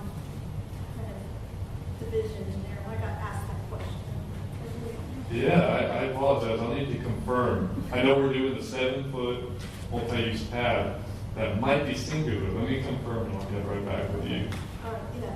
She was asking if it goes both ways or just one way. I'll The confirm. roadway split. Right, right. Thank you. That's a good question. I apologize for not knowing the answer to that. I'll get it back to you. Anything further for Tyler? Yeah, has the FDOT taken into consideration the effects of hyperinflation that seems to be coming, and how has that affected our current and near-term projects? Yeah, so we do have various metrics in which we calculate inflation for all of our projects projected in our whole work program for the 5 years, and then also anticipated for the 25 years. You know, like our projects just going down our different programming plans. That's an important part that we calculate. Inflation can never be fully calculated, but anticipated inflation is what we work for estimates for our projects. Do you have a memo or something that tells us what the assumptions are? I do not. That would be with our work program department. What I can do is I can reach out to them to see what we have published as far as the metrics that we use for inflation. And I can send what we have over to Jordana. And I will say, an example, the Ellis Road widening project, that the construction estimate was roughly around $30 million. And due to inflation, the Fort County's design consultant updated that estimate with today's numbers and with considering inflation, and the construction estimate did go up to $42 million.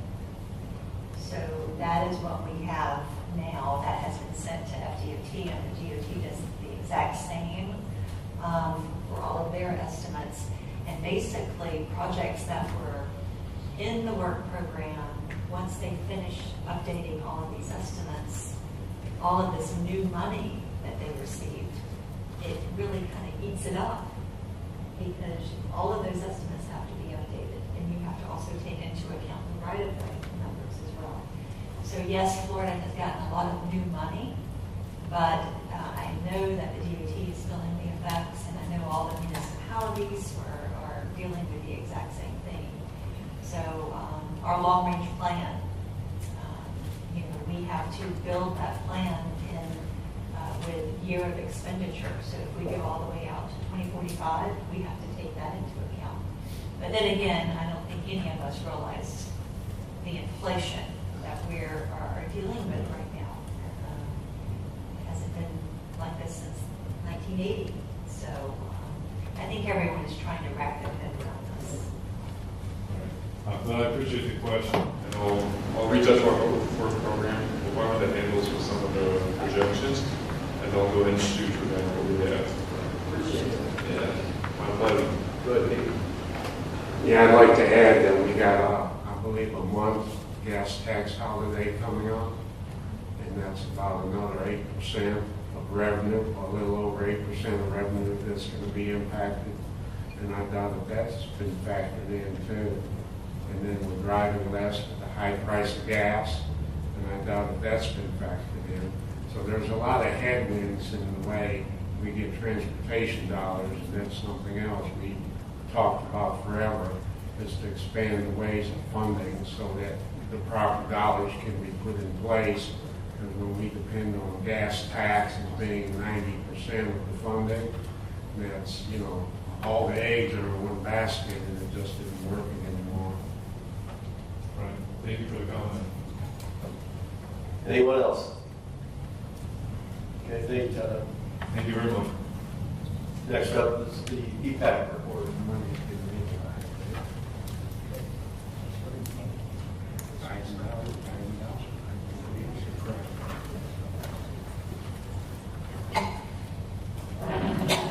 All right. The Bicycle Pedestrian Trails Advisory Committee met on June 27th. They reviewed the Sun Trails and bicycle and pedestrian lists. on the list of project priorities, which we discussed previously. They also received the same presentation that you had previously received on the draft government board strategic plan.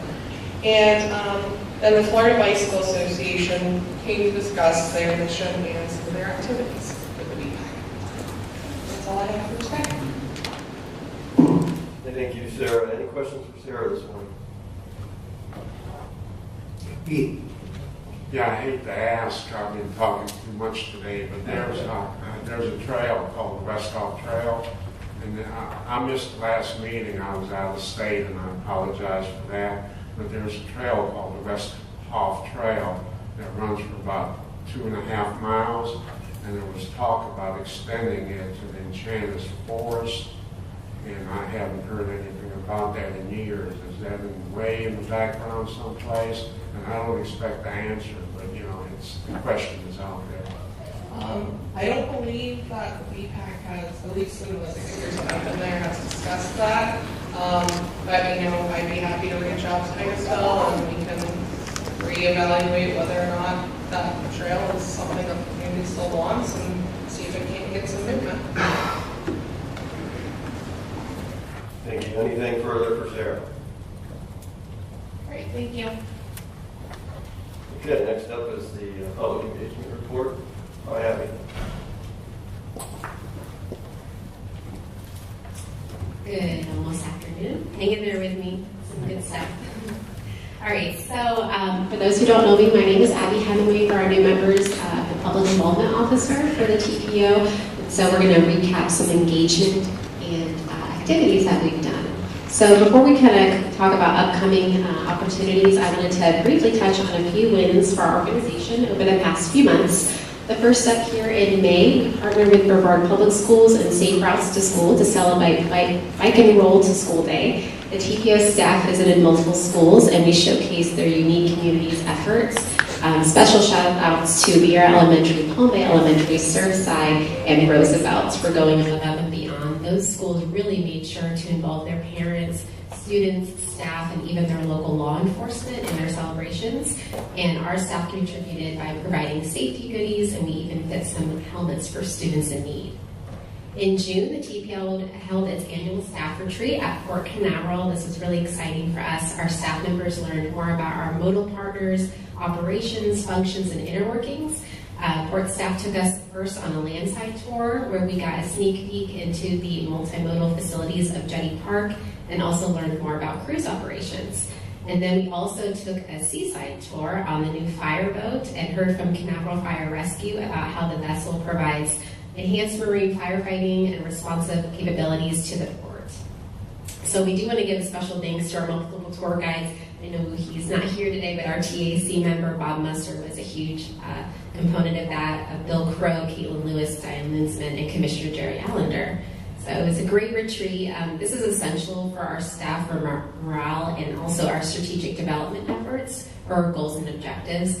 And we used 3 modes of transportation that day, so we really went out there.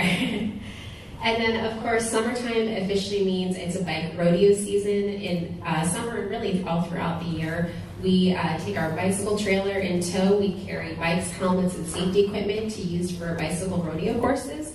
This is led by our Education and Safety Coordinator, Kim Smith. And with the help of volunteers, the one that you see up here was actually at O'Galley Public Library.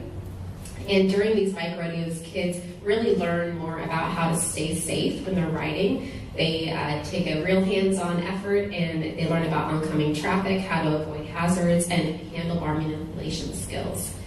So we really make sure to hold these one-day clinics throughout the summer to instill safety outside of the classroom.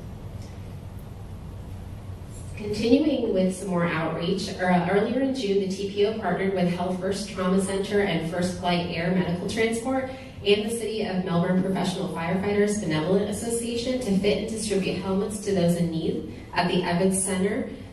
They had an event called the Health and Wellness Fair in their farmers market. And it was a really great event to highlight bicycle safety for those communities of concern and those who are really in need, and to make sure that we're being equitable. And lastly, I know Georgina already touched on this, but we are now at 10 Vision Zero cities, and we want to thank our municipal partners and local elected officials for playing their part and working towards a safer transportation system. Okay, so our open house, this is something we hold every June. I know that Georgiana briefly touched on it. We hold it every year in conjunction with the public comment period of our draft tip. And as Georgiana said, this year we held it at the Space Coast Realtors Association. They were an amazing partner. It was a nice central location. We've held this at various different locations throughout the years. And every year has a new theme. This year's theme was called Way to Grow, Planning for a Connected System on the Space Coast. And we touched on topics like growth, economic development, multimodal options, a lot of the things that we talked about today in this room. We promoted the open house on social media, had local news coverage and hometown news and via our voice, which really showcased community interest. We had fantastic attendance. We did offer a virtual component for them to watch on YouTube as well, but we had a lot of in-person attendees and public participation, which really highlights the importance of providing a forum for our citizens to voice their concerns and their input. We especially want to thank our board members and our committee members, you that are in this room, that attended, so thank you. And you can see up here are some of the impressions that we had on social media and some of the feedback that we got as far as project types in our survey. Okay, so looking forward, we have lots of information to continue to promote for the remainder of the summer. We're partnering with NHTSA to highlight summer travel safety, the dangers of speeding. That's been a really high contributor in recent crashes, not only in the state and the nation, but more specifically Brevard County, and impaired driving. And then, of course, we use this time of year, it feels like school just ended, but it's about to gear up again. So, of course, we use this time to gear up for back-to-school safety. We participate in back-to-school bashes and celebrations, making sure that we add traffic safety to that back-to-school list. But we also are going to create a Vision Zero focused social media campaign that our local PIOs and our law enforcement partners can use in their messaging over the next few weeks. Okay, last but not least, we hope that you come and join us this year. We are going to be partnering once again with National Coalition for Safer Roads, Alert Today Florida, and this year the Titusville Police Department, as we take it to the streets to raise awareness about the importance of stopping on red. We'll be at 2 high crash intersections where we'll be waving signs as a visual cue for motorists to stop on red. We're currently in need of volunteers, so if you'd like to join us, you can talk to Ken or I, or you can email us. But this event is really important to highlight that stopping on red can save a life. And we try to go to different locations throughout the year. We're really excited to come to the North area this year. And finally, if you're a new member, I encourage you to follow us on our social media platforms. We have new business cards out on the sign-in table that has all the same information on it. We really consider our committee and governing board members our ambassadors. And it takes one like, one share, one post for you to kind of further our reach out in the community. So we really do all have a part to play in educating our citizens. And let's take any questions. Yeah, Adam. Comment, please. Adam forward. Abby, Yes. Wonderful job. I like the way you give us an idea of what you've done in the past, and then you talk about what's coming up in the future. Really good. I like that. Thank you. Thank you. One question for you. Yes. How many bicycle rodeos did you hold? There was one in my area, in Titusville, I recall. And I was pretty well received. I drove by it. And I think it's really important that we start educating our kids when they're young. And a lot of parents don't tell kids where they need to be riding their bicycle. Yeah, Kim has done a great job over the years. She has a fantastic relationship with Brevard Public Schools. They have the opportunity, teachers who are certified in the bike ped curriculum can rent out take our trailers with the bikes and the helmets to their schools for a period of time. So we have it there in the classroom, but then yes, we also hold the community bicycle rodeos. We partner with Titusville Fire Department on that specific one. So, I mean, yearly. We do, typically on average, we do between 60 and 70 community outreach a year. That would include bike ped presentations, bicycle rodeos, outreach events. So we try to look at it from a bird's eye view for traffic safety. No, I just wanted to reiterate because the impact is quite significant. Yeah. When you say 60, I'm thinking 4 or 5. No, yeah. well, now not all those are rodeos. Yes. All of our outreach. No, but I'm saying, Yeah. we're out there. Yes, Thank you. yes. Thank you for Yeah. showing us the And that's picture. on top of our school outreach. Any further questions, comments for Abby? Thank you, Abby. Thank you. Next up is our local government report. Are there anyone in the audience, individuals who want to report on their local governments? Okay, seeing none. Next item is adjournment. This meeting is adjourned. Yeah, just one note, our next meeting, there's no meeting next month, our next meeting will be September 6th. It's a Tuesday. It's on Tuesday. Monday?